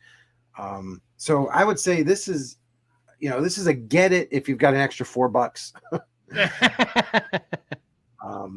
Or if you're a big, obviously, if you're a fan of Steve Niles and horror books, it's probably already on your list. But it really depends on what happens in issue 2. I'm hoping it's good, because I plan on getting all 5 issues. But there's right now the best thing about the first issue was the art. Yeah, that cover's great. That's for sure. And the interiors are nice. Yeah. But yeah, that cover's awesome. Yeah, but it was real low key. Like I said, one page of a little bit of action, and it's not even that much. It's just his little run in. No vampire at all in this. No. So that's why I'm hoping issue 2 we find out what's in that little secret basement of the church that he's restoring, and then with that, maybe some family secrets. I don't know. So, all right. Whoops. So there's the cover. There's the cover again. So Brynmo number 1. Yeah, hopefully we'll see when you get back to it. Yep. And I apologize again for failing to get anything read. I was too busy binging For All Mankind to read anything. Yes. Holy cricket. Sorry about it. Holy crickets, Batman. But then half of the audience is saying, well, that just gets us to our favorite.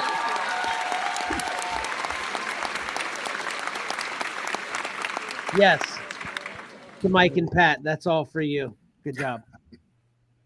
But then I was saying that that just everybody doesn't mind hearing that I don't have a review anyway. That just gets us to their favorite segment sooner, right? Yep. And then let's find out what July 1st means, right? Yep. Maybe.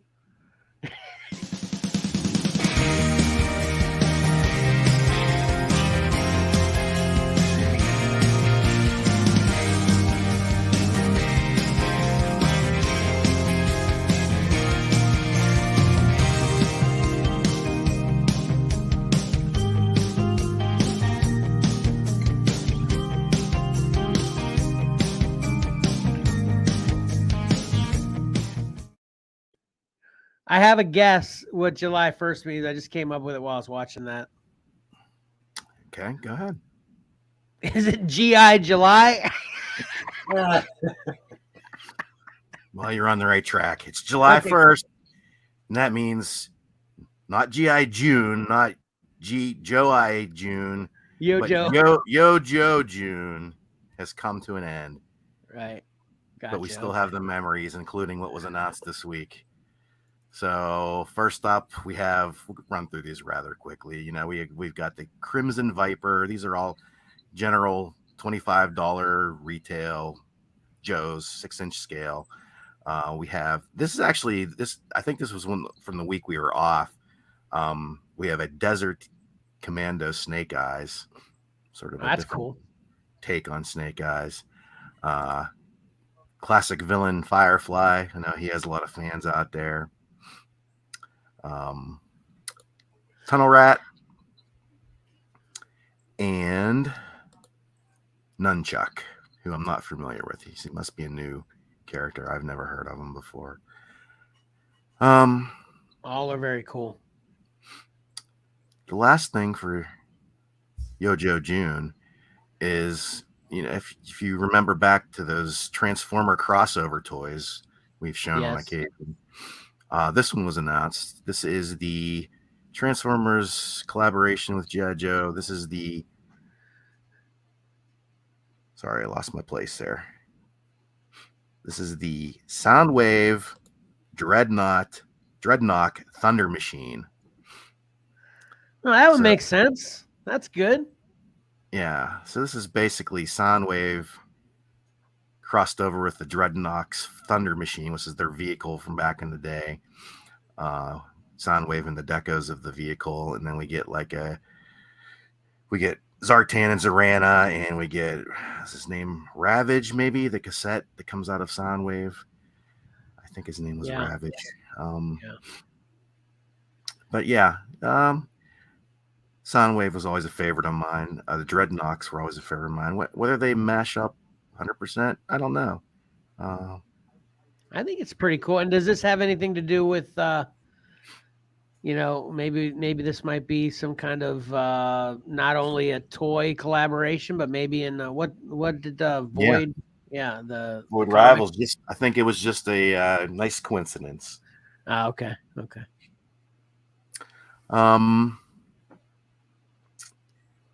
Sticking with Hasbro, they had an Indiana Jones fan stream this week. Dial of Destiny came out to apparently mixed reviews. I haven't seen it yet, but we have dipping back into Last Crusade for the majority of these figures and the build and artifact. We have Last Crusade Indy. We have Elsa Snyder. We have Henry Jones Sr.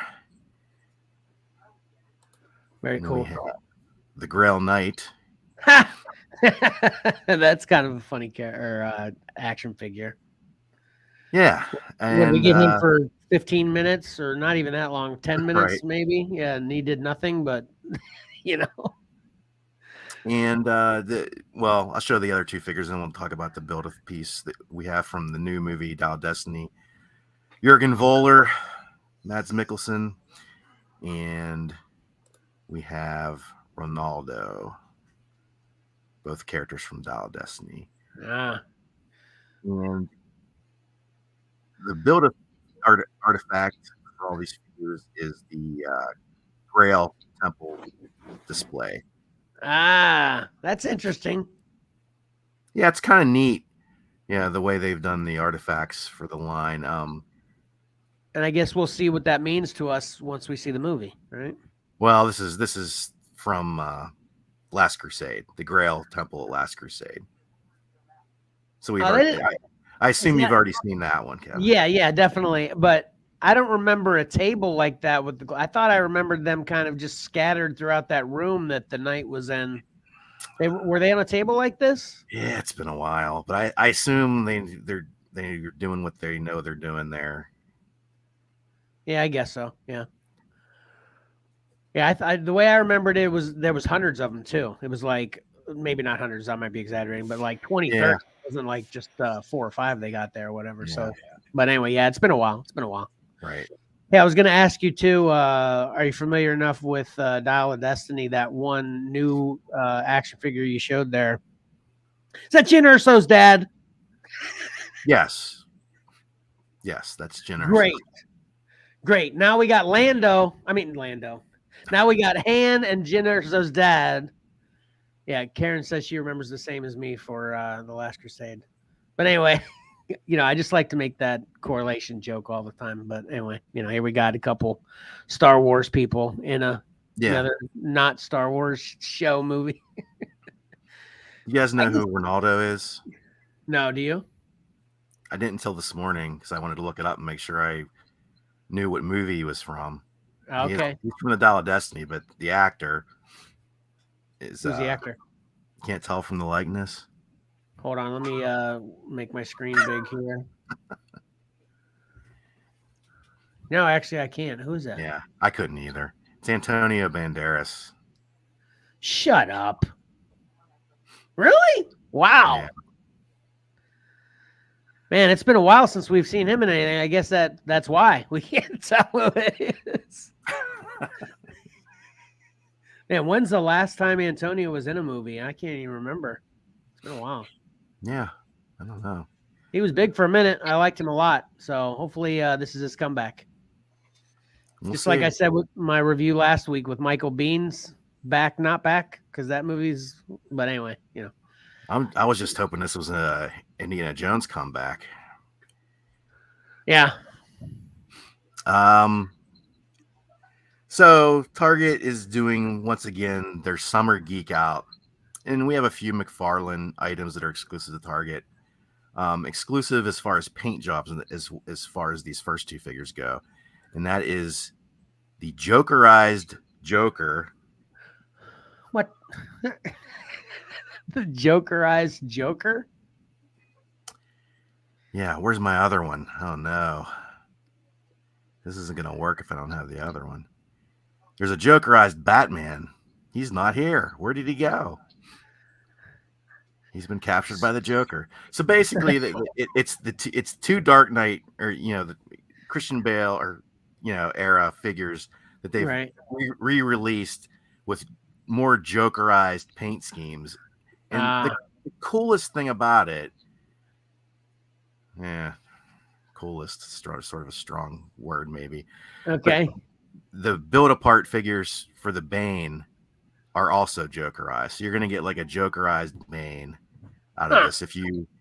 Now, the only two that they're apparently re-releasing are the Joker and the Batman. So you kind of have to use your pieces from the old wave and build the rest of them. But, I don't know. Unless they're planning to do more of these, which is possible. You can build a different Bane with some green parts to them. Man, do you whenever they come up with stuff like this, do you feel like they must be having such great success and the sales are so great for the kind of basic stuff that they feel like they need to just pump more of this convoluted, I don't know what this stuff that no one's thinking there, or maybe I'm projecting myself here, but no one's asking for, Yeah. I mean, or is it the opposite, that their sales are so poor on the basic stuff, they think they got to have this out of the box thinking and make this crazy stuff to really push sales? Which one? Obviously, this is more your kind of thing than mine, Pat. What say you? What do you think? Or do you think it's something else? Well, what I think it is, and I pulled up the Batman while you were pontificating, Kevin. That is garbage. That's pure garbage, Mike. What do you say? Oh, sorry, I wasn't listening. Look at the screen. Look at the Hold on. I'm working on those covers.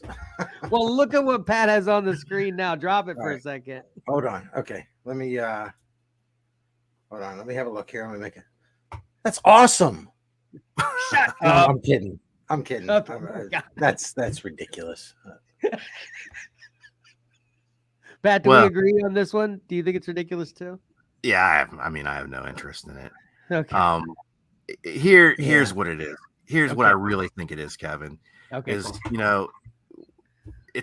it costs a lot of money for these companies to make the sculpts and the molds, only to release them one time.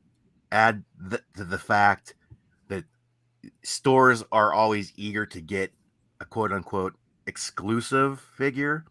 So this is an easy avenue for McFarlane. They've already spent the money for the sculpt. Now they can give Target an easy exclusive with a different paint job. That's what really this comes down to. All right. I guess that makes that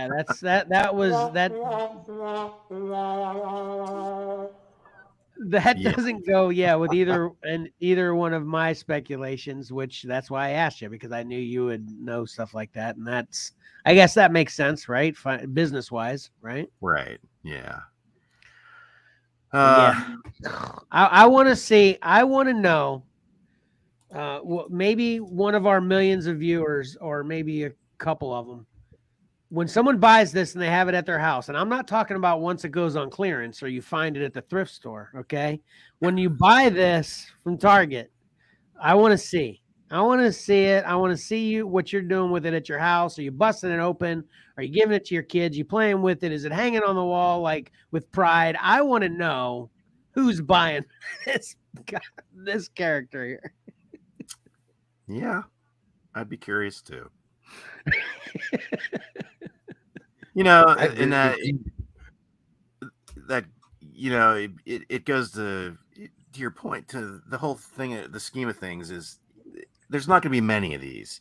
It's a Target exclusive. You know, it's not going to have a wide release. So if you really want it, man, go get it. Have at it.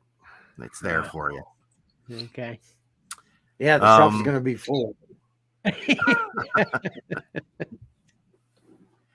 All right. Well, I'm glad things like this exist for you to show us, Pat. Your grandpa's chiming in on this. My 5-year-old son would want it, but what 5-year-old wouldn't? That's true. That's true, your grandpa. I agree with that. Yeah. Yeah, but what 5-year-old has a job where they can afford these? Yeah, that's true too.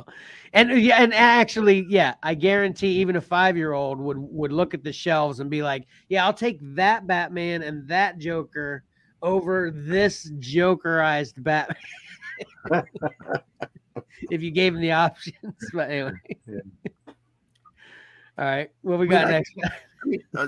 Just, you know, I'll give a little more credit to the Jokerized Batman, but, you know, Jokerized Joker. Yeah. Anyway. Yeah. Yeah, that's... I'm looking for that on the box. Well, this is just the Jokerized line, and then this is the Joker. That's another confusing thing to me about McFarlane's. You know, obviously there's a ton of Batmans, and you know, obviously there's like, I've only seen like 3 different Batman descriptions on the bottom of the Multiverses boxes. It's Batman, the Batman, you know, and you know, it's like, it's very confusing. Yeah. In that regard as well, too. Like, why doesn't, if this is the Jokerized Joker, why doesn't this say Jokerized Joker at the bottom? Yeah, no. And stuff like that, you know, whatever. They've even, you know, you see the little picture of Bane in the corner. That's just the normal picture of Bane, from what I can tell. Yeah, they didn't even like Jokerize the picture of the parts on there. The only thing they added was the ha ha ha and the smiley face on the right. Anyway, yeah. Yeah. Anyway, I think we've given these guys too much time. Yeah. I love McFarlane though. Well, here's something else, McFarlane. Here's Ninja Spawn. He's also a Geek Out exclusive. I don't know if he's been re-released. These are just different colors. I'm not familiar enough with the Spawn line. These were all 25 retail figures. This is a 2-pack. This is Doomsday versus Superman. Yeah, I saw this actually in store. Wait, did I see it in store or did I see it online? I can't remember. And if it was cheaper, I'd probably grab this. This is pretty cool. This is $60 retail. Yeah. I don't know if these are the first releases, you know. Again, not totally up on my McFarlane. They look fine. Yeah, I like them. These two, not part of the Geek Out, but I'm going to include them here because we're on McFarlane. This is the Justice Buster. This is a mega fig, in addition to another mega fig, the Anti-Monitor from Crisis on Infinite Earths. So these are your larger figures. These are running $40 retail. Can I put a Batman in that Justice Buster? I do not know. Okay. Maybe not that version. Kind of like the Hulkbuster, that the Titan Hulkbuster that Mark has actually fit Iron Man into it. It's awesome. Yeah, that's very cool. Yeah. He still has it, actually. I mean, that looks cool, though. I mean, yeah. And to wrap up the Geek Fest, we have some Star Wars. These are also exclusive to Target. This is Commander Appo from Obi-Wan. Yeah. Yep. Duels End Darth Vader. Okay. Yeah, the big selling point here is the helmet. Oh, I didn't even see that. Oh, that's kind of cool. Yeah. Yeah, that's about Yeah, I like that.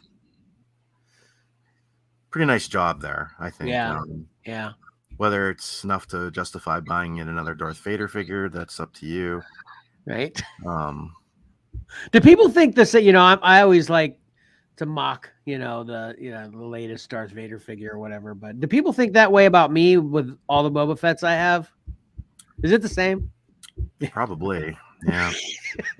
Okay. Yeah. It's not like he's got the same. Those are the same clothes he was wearing in every episode.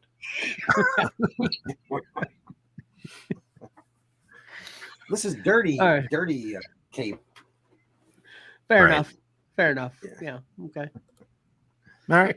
Dirty. But yeah, that's it. Yojo June is over. July has just begun. Make up whatever you want July to be, and go forward, you collectors out there. That's it for the Horizon this week. Awesome.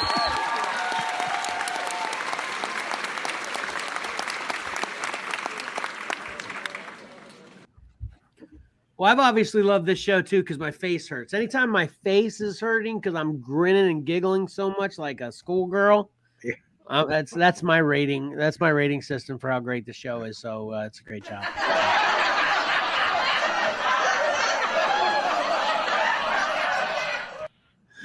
Thanks, audience. Appreciate that.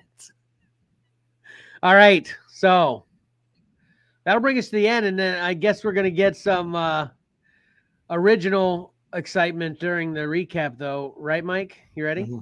Yeah, and I'm mad at myself because Patrick's right. I do like this Daredevil cover better. This is the Marco Cicchetto cover, and it was small, and I didn't expand it, and I should have because it just kind of. Hey, get rid of that. We're not doing it until after the recap, or till we do the recap.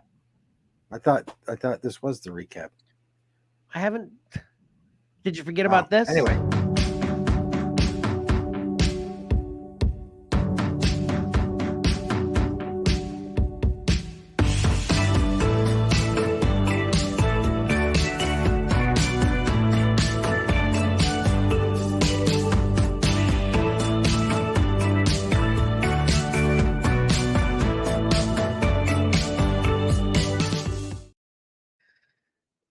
There you go, Mike. Yeah. Man, I so wanted to interrupt you too. I had something in my head I was gonna do, but I passed on it. But yeah, we're mad at you now too. Once we see this cover, okay, now let's see it. Okay, yeah, I forgot about that. But yeah, this is really good. Yeah. So I should have selected that one instead. Looks like a completed cover. I want to vote Daredevil into pick 3 this week. All right. That is cool. That is cool. And then the Hulk cover, I said it looked like he did it with crayons. It was more like just like a marker. Oh man. Oh, that I usually really like Patrick Gleason's stuff. Yeah, I'm not a fan, but I'll give him credit because he does good. I don't know what you want to call it. Standard work. But then he'll do these experimental covers. So I'll give him credit for trying something different. You're right. Let's say his usual standard artwork is usually very good, but he'll do these experimental covers every once in a while. This is one of the biggest thing I have to say about the biggest thing I have to say about this cover is if it didn't have the Incredible Hulk on there, I don't know if I could make Hulk out of that. Jeez. Right? I mean, maybe the radioactive and green would give it away, but other than that, it's not a fan. But I can see what you're saying, Pat. Yeah. Yeah. The key, I couldn't find any from that run, the Dan Morris stuff. But I was able to find this Brian Bolland.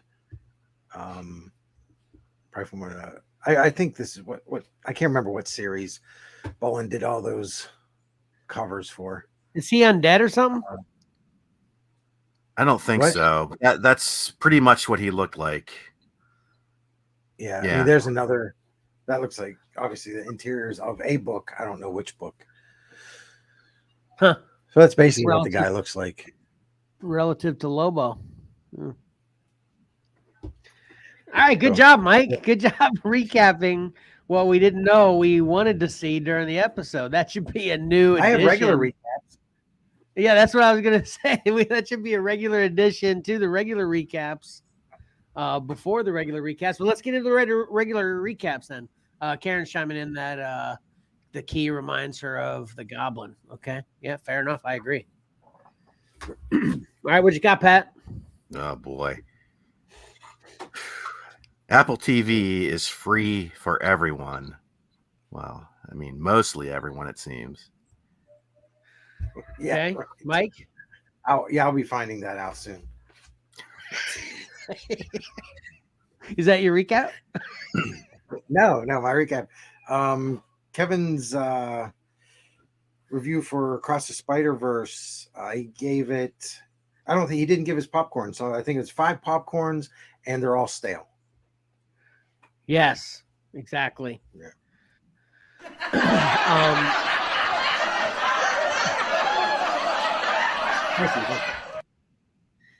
I don't like to get into my feels, but Finch is one where I didn't mind it so much. So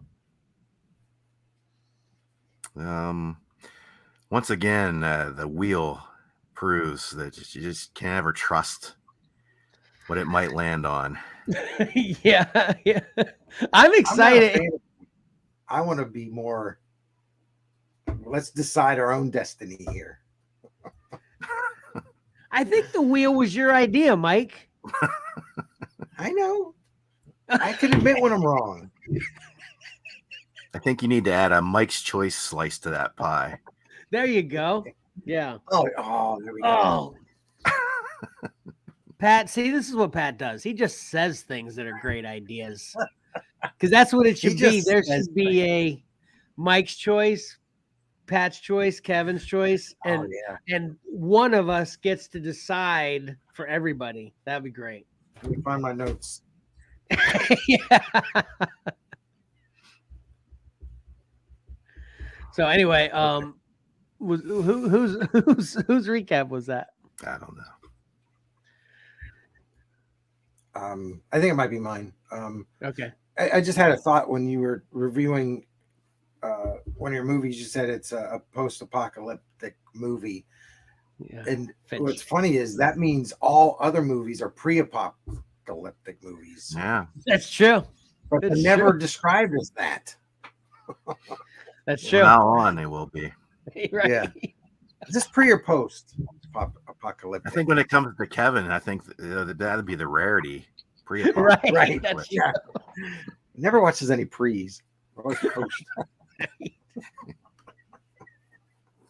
On that note, check out the pre-apocalyptic movie For All Mankind. It's not the NASA you know, but it is NASA. Mm. Hey, Todd, no more Jokerized figures, okay? Please. Yeah, I'll piggyback on that. Jokerized Joker is like chocolate flavored chocolate. Mm. Right. Exactly. And since we're on that topic, please forgive me for not having a review this week, but I'm not sure anybody missed that segment of it, since I had a hour and 10 minute bashing of Spider-Verse. I don't have anything else other than I'll forgive you for now for your review of Spider-Verse, Kevin. Thanks, man. I appreciate it. I'll piggyback on that. Kevin spent so much time taking notes on Across the Spider-Verse that he didn't read a comic book. You guys are nailing it today. Nice. Yeah, that's all I got. Yet another addition to the multiple actors we know from one major IP to another IP, apparently from a Star Wars to an Indiana Jones crossover again. So just hire new people. If you hire new people, Hollywood, you make more people rich. And they're always the one that act like that's what they want to do. They want to hook up a bunch of people. We'll start hiring different people. Roll the dice on some new people. Just write the story well. We don't care who the actor is, as long as they don't completely suck. If the story's done well and the special effects and the production as well, we'll love it. Just give us new actors. Well, he has the trifecta, Kevin. He was in Doctor Strange also. Oh, yeah. I forgot about that. Exactly. Yep. All right. So, yeah, that's all I got to. So, Yeah. Apparently Mike's done too. So, yeah, Mike just laughed. No, that's all right. Okay. All right. So that'll do it. Let's get into some.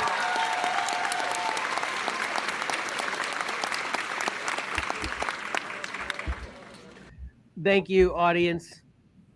So, Karen, I really missed you last show with this. So here we go. So first of all, please like and comment on this video, as well as subscribe and hit that bell to get notifications. Please like the video. Like it now, right this second. Thank you. Appreciate it.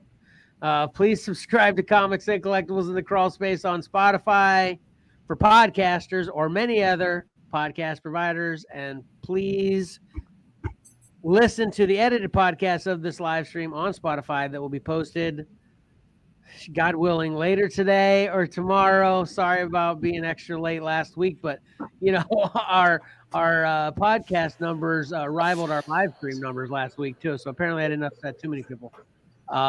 Then follow XcellarComics on Facebook, Instagram, and/or Twitter, and follow Xcellar_comics on TikTok and whatnot. Watch our shows on the Whatnot app weekdays, 9 p.m. Eastern Standard Time. A little bit of extra time in between the next show. Your grandpa saying have a good one. Have a good 4th. You too, your grandpa. But I do have the next Whatnot show already scheduled next Thursday, the 6th. So if you could go there now and bookmark that, I appreciate it. And then lastly, watch our next live stream on. Oh wait, no, I'm sorry. Check out what we have to offer on eBay at Xcellar_comics and our website XcellarComics.com. Then lastly, watch our next live stream on YouTube or Facebook. It says next Saturday. I apologize. It's going to be 2 Saturdays. Every time that's not next Saturday, I always forget to change it. Anyway, Right. 2 Saturdays, which I do believe will be July 15th. 15th. Okay. Yeah. Thanks, Pat. And that's going to be an exciting episode for multiple reasons. Mostly Cover Combat 5 excitement and action. So Yeah. be there, be square. So, Yep. Anybody else got anything else? No. Just